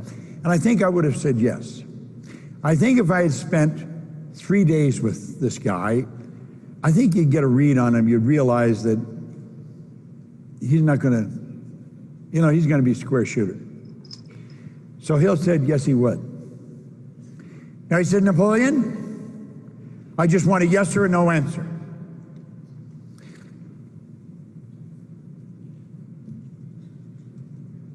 He had a stopwatch in his hand under a desk. And he said, would you dedicate the rest of your life to an idea which will probably receive no material compensation for 20 years? In 25 seconds, Hill said, yes, I will. 25 seconds. In this book, Hill wrote a whole chapter on decision. It's the longest chapter in the book. He had to make a decision that was going to change the course of his life. And he did it in 25 seconds. After they spent some time together, Carnegie said, now, Napoleon, everything in you is going to want to quit. If you're new here in my daily choice, long before you get to the top, everything in you is going to want to quit. If you're relatively new, you will have days when every part of you wants to quit. So I said, I'm going to give you an affirmation. Now I want you to write this down. I want you to underline every word. Now he says, you're going to be talking to yourself, Napoleon. And this is what he asked him to write down. Andrew Carnegie, I'm not only going to equal your achievements in life, I'm going to meet you at the post and pass you at the grandstand. Hill said he threw his pencil on the floor and he said, John, you know darn well that's not going to happen. And Carnegie said, yes, I know it's not, Napoleon, unless and until you properly plant that in your subconscious mind. So he said, I want you to make me a commitment that every morning and every night you'll look in the mirror repeating that, talking to yourself. And I want you to do that for 30 days. And Hill said, well, I can do that. So he made a commitment to do that. Now he went home and he had made a commitment to his brother that he was going to finance him through college. He was living with his brother and he wasn't going to be able to do that. And he said he couldn't tell his brother. He just took on a task where he's going to work 20 years for nothing. And Carnegie told him he's not going to subsidize him. He's going to have to find his own way.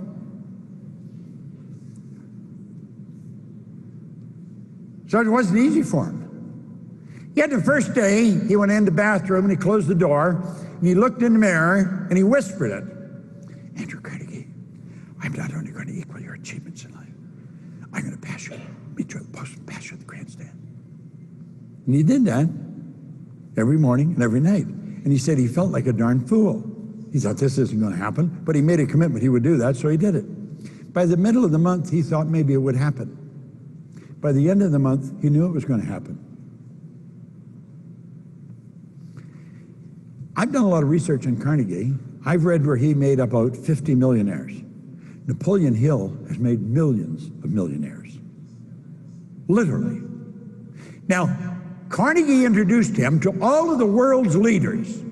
He became intimate friends with Henry Ford, with Edison, with Firestone, presidency, everybody. He interviewed them, and he put together all this information. And he wrote the Laws of Achievement. From the Laws of Achievement came that book. So do you see, the man that gave me the book, he said, Bob, you get the best of thinking of 500 of the world's most successful people. There was a commonality in their thinking, in their mode of operation. And he said, that's why you win. Now this is where he's got it here. Look what he says. He points out here, analysis of several hundred people who had accumulated fortunes well beyond the $1 million mark disclosed the fact that every one of them had the habit of reaching decisions promptly and of changing those decisions slowly if and when they were changed. People that don't have any much success, they change their decisions, make them very slow, and change them fast and often. See, it's such a difference, such a big difference. Now, I'm going to show you something about decision that I think this is worth its weight in gold. So I would really think about this. Let these lines, again, represent levels of vibration. Levels of vibration are referred to as frequencies, and we think on frequencies. So we let these puffy little clouds represent our thoughts, and it's our thoughts that produce the results we're getting. This is a very valuable lesson right here. Everybody's getting results. They may be different all over the place, but we've all got results. Then we sit and we dream and we say, that's where I want to go, and I'm going to go there as soon as I get the money. I'm going to buy that car as soon as these people start producing. We're always going to change the result. We're going to get the dream when the results change, but what they don't understand is that the results are based on their thinking. Pretty soon the decision fades, and then pretty good, the dream fades too. Now you see that happen with people all the time. Now let's think about this for a moment. What's the problem? Well, the problem is the mind and thoughts are down here on this frequency. And the goal is way up here on this higher frequency, you see? The mind and the thoughts have to operate in the same frequency as the goal. Now that would be like me trying to phone you and I dial my sister's number. I'm not going to get you. Not when I'm dialing my sister's number. Well, if you're down here in the lower frequency and you're trying to get something from the higher, you're not going to get it. That's like trying to get FM music on an AM band. You won't get it. People don't understand this. And they think, well, you've got to know how. You've got to know where the money comes from. No, you don't. No, you don't. You only have to know that you're going. And you've got to say, I am doing this. I'm going there. I'm making a committed decision. When you're committed, you do it regardless.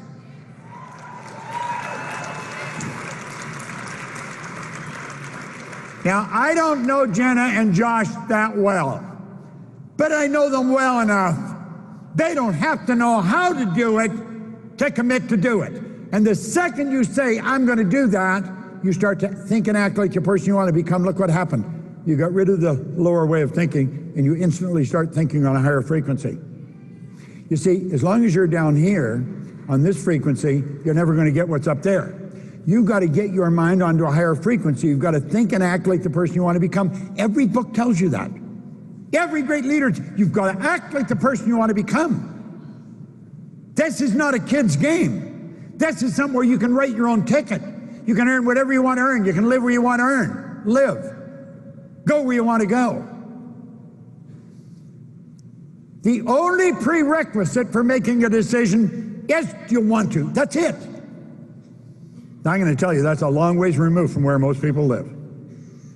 Well, you got to know where the money's coming from. You got to know how you're going to do it. You got to know where you're going to get the people. You got to know how they're going to do this. Well, no, you don't got to know any of that stuff. You just got to know where you're going, and you got to know you're going to get there.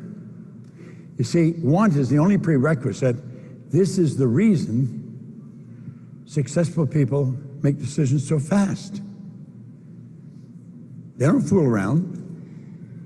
They make decisions fast, and they're the winners.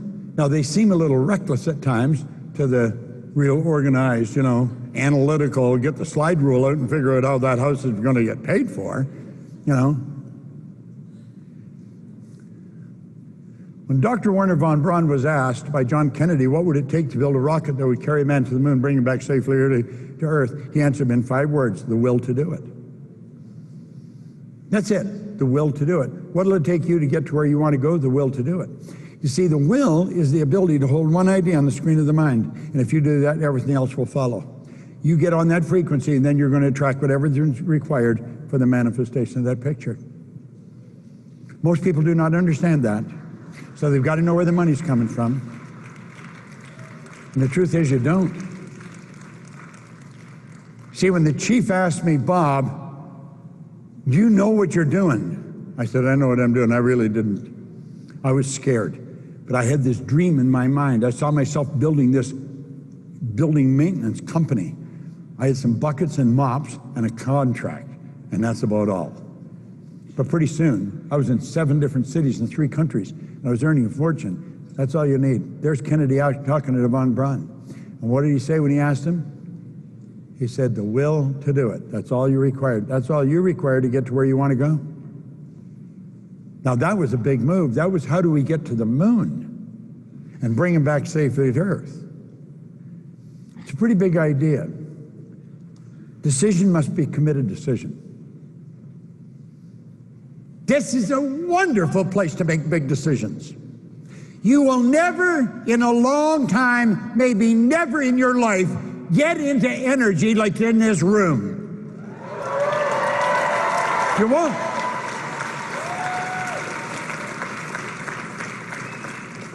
Just stop and think of the amount of money and the time and the planning that's gone into what's going on here in this room. And you're in it. Make decisions in here that's going to last you a lifetime. Now, if you really want to execute your decision, you've got to have discipline. This is something I learned from my first mentor, and it's worth its weight in gold. Discipline is the ability to give yourself a command and follow it. This I will do. Then do it. Don't whine, don't complain, don't blame conditions or circumstance. Do it. And if you're having a problem, go look in the mirror. You want to control the flow of thought energy that's coming through and to us. It's coming to and through us. Now, we talked about this a few minutes ago. You are a mass of energy on a very high frequency. No one knows what you're capable of doing. There is no one alive that knows what you're capable of doing. I remember when we were building a cleaning business, we got the idea we'll put a supervisor on the road and we'll get him a car phone. We had to put ski racks in the top of his car to mount an aerial so that his phone would work. Then there was only a half a dozen channels in the entire city, so it was always garbled. Somebody else was always on the channel. Do you know why we had that? Because we didn't know how to do what we do today. Today we know there's an infinite number of frequencies. Everybody has a phone, has their own frequency. There's an infinite, not millions, infinite number of frequencies. Energy operates on frequencies. When you're thinking, make sure you know what you're thinking. Now look at, we say a frequency is a level of vibration. There are literally an infinite number of frequencies. Now stay with me here.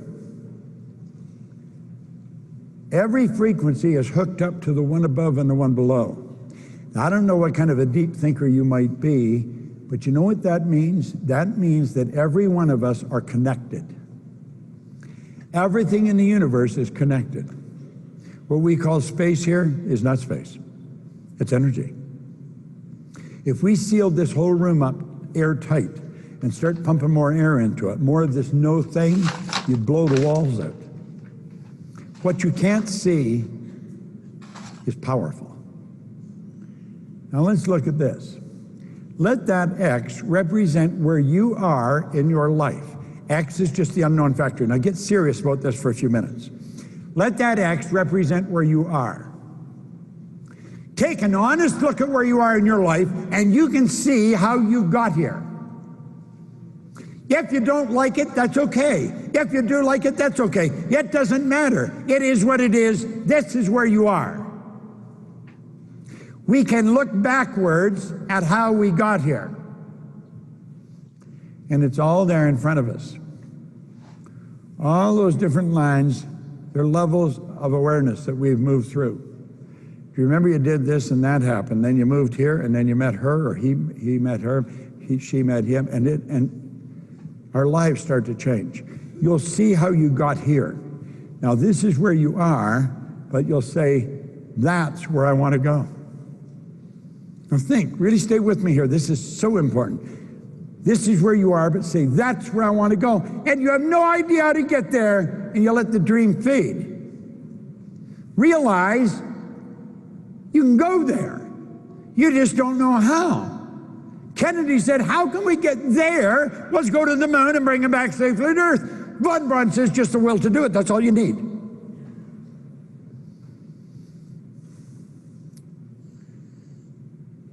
You know, to move to a much higher frequency of thought, and that's what you're doing, you must first consent. You know, but nobody can do this for you. You know that person you just brought into the business, you'd love to do this for them, you can't do it for them. You cannot do it for them. They got to do it themselves. You can't do it for your own kids. They got to do it. Then they have to adapt to the ideas and the feelings the new frequency represents. If you move, and the kids move, and they have to go to a different school, they have to adapt to that new frequency. They're in a different environment. You got to adapt to these things. Now here's what we want to know. At the suggestion of a move, your paradigm is instantly going to put up a huge battle. All that conditioning inside is going to put up a huge battle, and it will continually fight you. You got to take conscious control over the paradigm, yet remove and replace it. So there you are there, and say, that's where I want to go. Well, we want to understand, rather than let that fade, let's understand this. There is a place. That's a frequency. That is a place. And you have gone there. The second you've gone there. See, all the great avatars, all the great leaders, they've known if you can see it, if you can hold it in your head, you can hold it in your hand. Yeah, if you can see what you're going to do with the business, then you can do it. That's how you got into the mirage. That's how the company's become what it is. That's how your company's becoming what it is. There is not something to just let fade. Look at, in this book is a paragraph. If you were to look in the book, I highlighted that paragraph in yellow, I don't know, 50 years ago. And it's one that I just kept studying. He says there's a difference between wishing for a thing and being ready to receive it. No one is ready for a thing until they believe that they can acquire it. The state of mind must be belief and not mere hope or wish. Open-mindedness is essential to belief. Closed mind will not inspire faith, courage, or belief. You see, you're not ready for something until you believe you can do it. Hoping and wishing won't cut it. So when you sit down with a person and you're helping them build a big idea, you're going to have to educate them. You've got to help them understand something about themselves. You can do that by possibly sharing some of your own path that you've been on. But you see, you've got to believe it. Believe is the key. Remember I told you it took me 9.5 years to get all the pieces to fit? I was in a hotel with Van der Waal, and he said something and everything came together. Now, I had learned that there's only two sources of refuge you can go to. One's science and the other's theology. There's only half a dozen religions. I think in California there's 5,000. Everybody starts their own. So, I mean, you know, but there's only a half a dozen religions. Every one of them are in a complete agreement, you got to believe. All the great psychology teachers said you got to believe. William James in Harvard, back in 1900, he said, believe and your belief will actually create the fact. That's the key. Well, I was sitting there with Van der Waal, and I knew this, and I think, how do you believe? I mean, that's a big, how do you believe? And he said, our belief system is based upon our evaluation of something. And frequently, if we reevaluate a situation, our belief about that situation will change. I thought, wow, that's what happened to me. I went from earning $4,000 a year and living in debt and unhappy to becoming happy, healthy, wealthy, and business all over the world. Wow. I kept studying, and because I kept studying, I kept believing more of what I could do, because I started to understand me better. Know thyself, know thy higher self. That was the key. And that's how my belief, I was thinking, how do you change your belief? That's how, through study. Our belief system is based upon our evaluation of something. And frequently when we reevaluate a situation, our belief about that situation will change. That's what I had done. And all of a sudden I got so excited because I knew then why I changed, and I knew I could teach other people how to make the change they want to make. You see, as we look at this, let's understand this. When I said there is a place, there is a place. Don't think it's just a thought. You took your mind to a higher frequency. You saw what was there. That's how we've got the life we've got today. Two young bicycle mechanics, they defied logic. They introduced us to a new kingdom. I flew down here, I've got to fly down to California, go back to Toronto, the next day I've got to go to Germany and then to Vienna. All over the world, doesn't matter where you go, you can get there, nothing flat. Why? Someone raised their level of consciousness. They realized there's a place.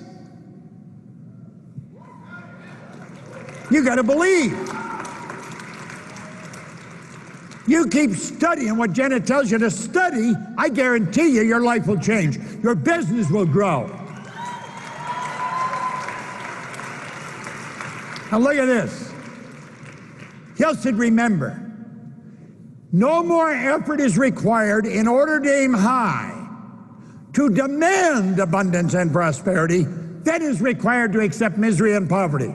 Doesn't take any more energy. It's exactly the same energy. You know the energy I was worrying with? That same energy I built sitting with it. You can do anything.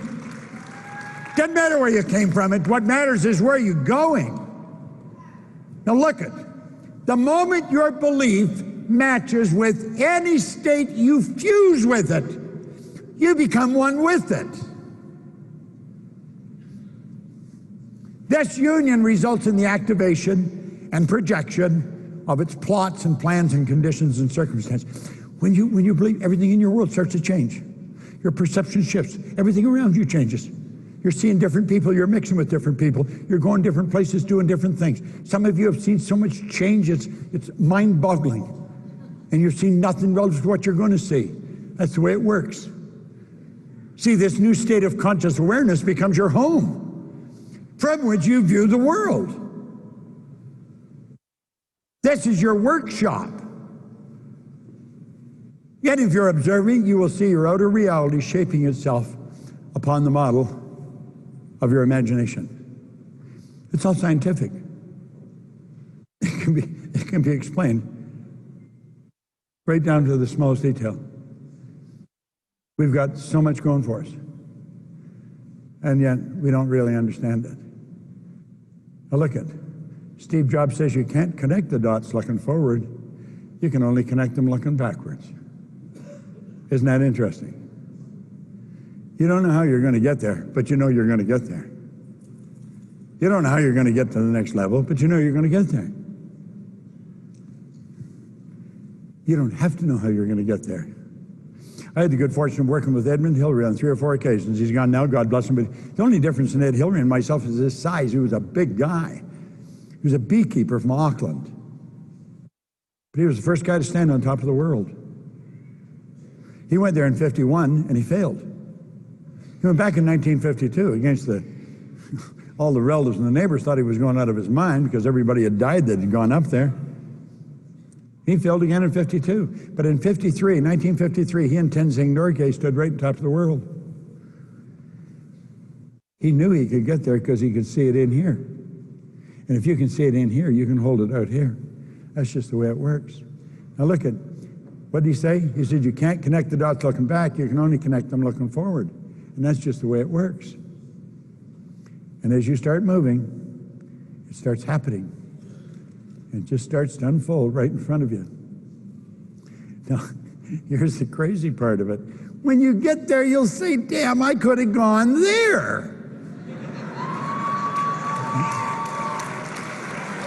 Yeah. That's the part you want to remember. Don't be afraid of shooting too high. Most people are shooting too low. Now, nothing is big or small except our thinking makes it so. Everything just is. I remember one time I was going to Israel to do a seminar, and You fly out of Toronto at night to go to Israel, about, I don't know, 10, 11 o'clock at night. I got to the airport and went to check in. She says, I'm sorry, Mr. Proctor, you can't get on the plane. I said, what are you talking about? Why not? She says, your passport's no good. I said, my passport is good until July. It's only April. She says, no, your passport has to be good for 6 months from the date you leave Israel. I'd never heard of this. This is pretty common in many countries, but I'd never heard of it before. This is a few years ago. I said, oh, let me on the plane anyway. It won't matter. Yeah, she said, it will matter, and we can't let you on the plane. If we did, as soon as you landed, they'd put you on the next plane out of the country. I said, oh, okay. I had people come from all over Israel to a seminar. And the woman that was putting together, I thought she'd be really upset. She says, well, it is what it is. God, I learned the biggest lesson that day. It is what it is. That's the way it is. Don't get upset. It is what it is. Can you do the best you can? If it doesn't work, that's the way it is. Now let's look here. Your spiritual being is perfect. It requires no modification, no improvement.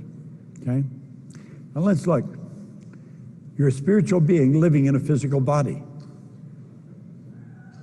You've been gifted with an intellect. And it's the intellect that'll dictate your emotional state, and that's going to control where you're going. And if you've got a problem there, it's your intellect, it's the thoughts that you're thinking that is messing things up. And that's what we want to change. And we're quite capable of changing it. All we have to do is gain an understanding. So let's look. The highest side of our personality is the spiritual side of us. That's the part nobody can see. The lower side is the physical, and then we have the intellect. Now with the intellect, we can tap into the non-physical, which is omnipresent, doesn't matter where you are. You can be underwater and you can think. Yet you can pull the thoughts together and you can build ideas. Yet it's the ideas that you build and hold in your mind that's ultimately going to manifest into results and change your world. You can think anything you want. It's by activating the higher side of our own personality, and that's the side we have not been taught much about, unfortunately.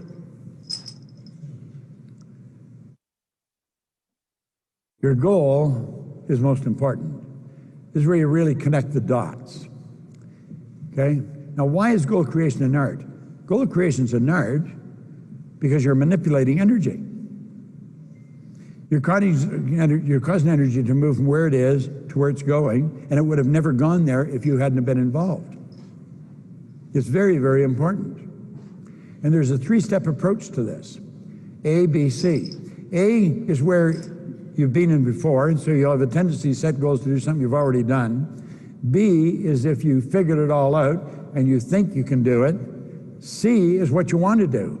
Now you see, the fantasy is the part we were discouraged. That's for kids.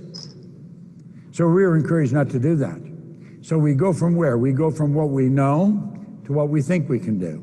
And we get bored there. There's no inspiration in it, so we come back down here and then do what we know we can do. And this is the way people bounce back and forth their whole life, and that's usually where they stay stuck. They don't know that they live with the creative faculties.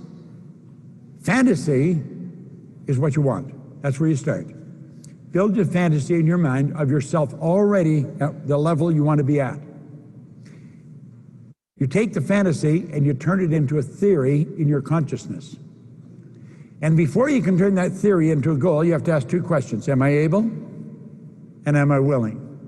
And when the answer to that is, yes, I'm able, I've got infinite power, and yes, I'm willing to do what? To do whatever is required. Then I've turned that theory into a goal, got emotionally involved, and instantly that goal begins to move into physical form. And you turn the goal then into a fact. Now that is how this company has come together. When you get it together, then you're in the position to build bigger and better fantasies. That's a creative process. Now, all of us can be involved in this, and I think the more we study, the more we're going to do it. And this is where von Braun said, the only thing you need is the will to do it. You have the will, and you can go anywhere, and you can accomplish anything. Now, there's a problem here, and I'm going to explain something that I learned a long time ago. It's called a terror barrier. When you go to do something, it's scary because you're going where you've never been. And there's a four-step approach to this. You'll see the first one's bondage, the second reasons, the third's the terror barrier, and on the other side is freedom. So let's look at how we get there. Now, every one of us experiences this at one time or another. Here we are in bondage. The X represents the conditioning. That's the paradigm in the subconscious mind, and it produces X-type results. What kind of thoughts do we think? We can think anything we want. We will think X-type thoughts because they're in harmony with our conditioning. The conditioning controls how you feel. You're not going to think thoughts that scare you. You're going to think thoughts that you're in harmony with. Then somebody comes along, or you come along, and you start talking to a person about my daily choice. And you talk to them about all the good things that can happen. Now, they start thinking they'd like to move here, they'd like to quit this job or do that. It's a why idea. As long as you're discussing the idea just in your conscious mind, everything's cool. Nothing happens, because the idea is just in the conscious mind. Yet when you internalize that idea, that all hell breaks loose, and that's when you hit what's called the terror barrier. And as you impress that why idea upon the X, everything goes crazy. And you run into what's called a terror barrier, and you bounce off that, worry, doubt, and fear strike, and you come right back to where you start. And that happens to people time and time again. They never learn to go through the terror barrier. You know, Joseph Campbell said something I think that's so good. He said, the cave you fear to enter holds the treasure that you seek. Now think about that. The cave you fear to enter holds the treasure that you seek. If you've got a goal, you just want to go crashing right through the terror barrier. Don't worry about it. And as you go through it, you'll still experience the fear, because the fear is the X and Y energy mixing. But through the repetition of listening to the recordings, reading the book, pretty soon the X conditioning is gone and you're living in a totally new world. Now, this is something I learned over a long period of time. I want you to follow this and you'll see how this happens. You have a choice. There's a power flowing into your consciousness. You can stay in ignorance or you can develop knowledge. Okay? When that power flows into your consciousness, you can think anything you want. Absolutely anything you want. You have the freedom of thought. Yet generally, we will look at what we've got, and because we don't know how we're going to get the money to get there or get the people to do this, we start to doubt and worry. Now follow the track here. When a person starts to doubt and worry, that's on a conscious level. We get emotionally involved. It causes fear. The fear has to be expressed because it was impressed. It has to be expressed through the body, so it expresses itself in anxiety. The anxiety is not expressed, it's suppressed. We bottle it up inside. The suppression turns to depression, the depression turns to disease, and the disease to disintegration. That's why St. Clair Lewis said we don't die, we kill ourselves. Now that's the way most people are living. And it's sad, and they don't have to do that. Faith based on understanding is the key to freedom. Look over here. Here's a person here, they're starting to understand what's doing. That's why Solomon said, in all you're getting, get understanding. Understand what you need to get to the top of your goal. Understand what you have to do for you to take control over you. Quit letting conditions and circumstance control you. Now the understanding, the only way you're going to get it is through study. There is no other way to get it. When I was talking to Josh and Jenna, Josh said he's not into reading, he's into listening. So he's getting it on through the recordings. She's into the books. Didn't matter how you get it. Get it. Understanding. The only way to get it is through study. So we have a choice, and we take and we impress that on faith as well-being, expression, acceleration, and that is because you're at ease, and that causes creation. So you've got your choice there. You can bounce from there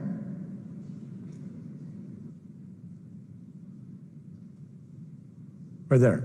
It's your choice. Which way do you go? Now let's look. I'm going to bring it in for a landing in a minute. Let's look at the law of compensation. This company is based on this law. The law of compensation is clear. The amount of money you earn is going to be in exact ratio to the need for what you do, your ability to do it, and the difficulty there is in replacing you. Now think about that. The amount of money you earn is in direct ratio to the need for what you do, your ability to do it, and the difficulty there is in replacing you. Now think about the need for what you do. What you're really doing is showing people how to take control of their life. Forget about the product for a minute, just think of the marketing part of it. You're showing people how to earn what they want, live where they want, work where they want. Then you take a look at the product from a physical perspective, you're helping people on that level. So everywhere you go in the world, there's people want what you've got. The need is there. So that's there, you don't have to worry about it. Your ability to do it, how good are you at it? If you develop your ability, you're going to be very difficult to replace. And that's when the stock goes up. That's what you focus on. Get really good at what you're doing. And you'll become very difficult to replace. Hill talks about the big money. Anybody can get into it, but you have to understand how. Earl Nightingale said most people want more money than they think they do and settle for a whole lot less than they could earn. So true. If you make effective use of paradigm power, you're going to shift that paradigm. You can literally turn your annual income into a monthly income. There would be people in this room who have done that. They've turned their annual income to a monthly income. It may just be a dream for you, but understand this, if they can, you can. Okay? Now look. There are 3 income earning strategies. If you're going to teach your children one, teach them the 3rd one. It's the only one that really works well. M1 is not a good strategy. It never was and it never will be. It's got an inherent problem. It's called saturation. M1 is used by 96 out of every 100 people. It's where they trade their time for money. It's a losing strategy. M2 is an excellent strategy. It's only used by 3% of the population, and for very good reason. There's only 3% have any money to invest. This is where money earns money.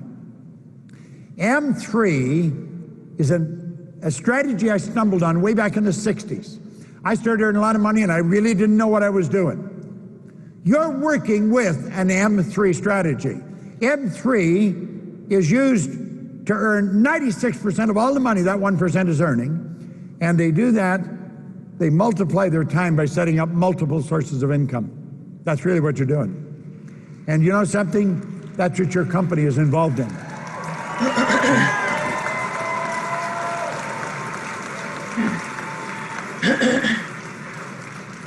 That's the path you're on. It's a winning path. There's no question about it. Now look, our world is changing, and it's changing so fast, it almost make your head spin. And the world's not getting bigger, the world is getting smaller. It's actually shrinking. You're not a long ways away from anywhere anymore. You can have business all over the world through this business.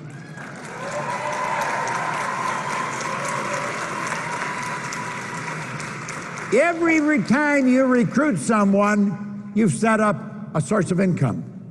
Multiple sources of income is what wealthy people have used right back to the ancient Babylonians. They've always had multiple sources of income. Most people have one source, or if the spouse works, they have 2. Then they may take on a part-time job, they have 3. If you really want to win, you need multiple sources of income. Every time you bring a person into the business, that's a source of income. It's so important we understand this. And this is what you're introducing to people when you bring them into this company. When you tell them, my daily choice is about building a business, a global organization, because that's what you've got. Now, I call that the Wheel of Fortune, and the question is, are they all the same size of income? No. Some will build a big business, some will keep them small. But they all have one thing in common. They all flow into your bank. It doesn't matter where in the world the money comes from, it's converted and put in your bank. It's a beautiful thing, and it just keeps adding up.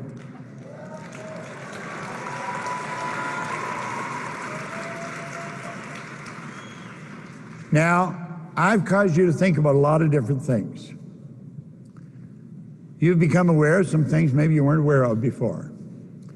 You're in the position now to make a big decision. That's what this whole conference is about. It's about you making a decision that you're going to do something with your business that you never dreamed before you came here. And I'm going to tell you, you're quite capable of doing it. No one knows where you're capable of going. No one. Before you close your eyes and go to sleep tonight, I want to suggest you stop and think of what von Braun said to President Kennedy. When Kennedy said, Dr. von Braun, what would it take for us to build a rocket that will carry a person to the moon and bring him back safely to Earth? He answered him in 5 words, the will to do it. That's all it'll take for you to execute a picture of yourself building a very big business with my daily choice. Build the business as big as you want in your mind and realize just going to take the will to do it. And what does that mean? That means the will is the mental faculty that you use to hold one idea on the screen of the mind. Just keep seeing the business the way you want it to be. Don't listen to anyone except someone that can support you and say, yes, I believe you can do it. And don't talk to your relatives or neighbors about what you're doing. Talk to your leaders about where you're going. Okay?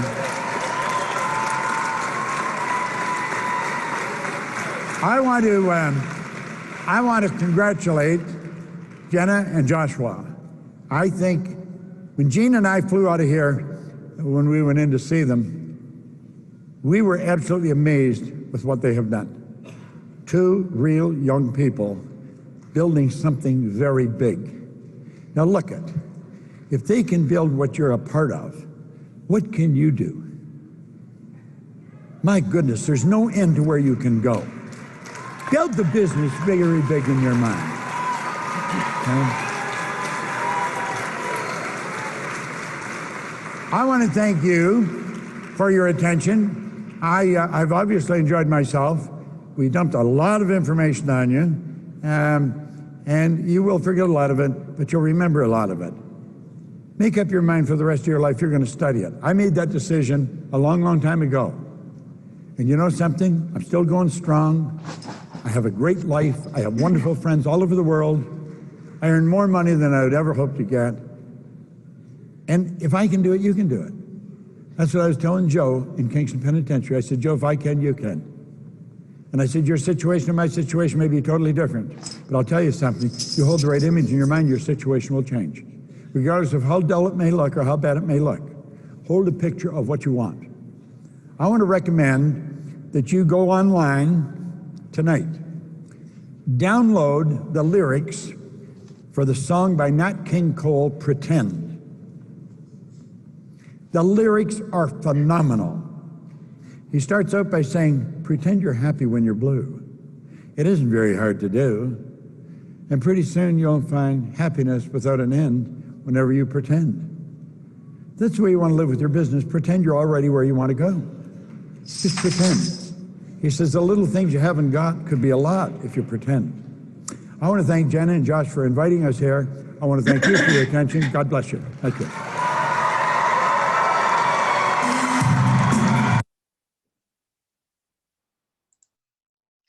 Hey, everybody. Man, I am so honored to be with a company that truly values these high vibration speakers like Les Brown and Bob Proctor. He gave us all this copy of Think and Grow Rich. I am reading it again. I've read it several times, but I'm telling you, if you are vibing with what he's saying, join our company. Connect with the person who shared this video with you, or look at the comments, the editorial on this video, and you can reach out to me directly. We would love to have you join our team and really, really change lives. So thank you so much for enjoying our video today, and stay in touch and reach out and reach higher. All right. Love you all. Bye-bye.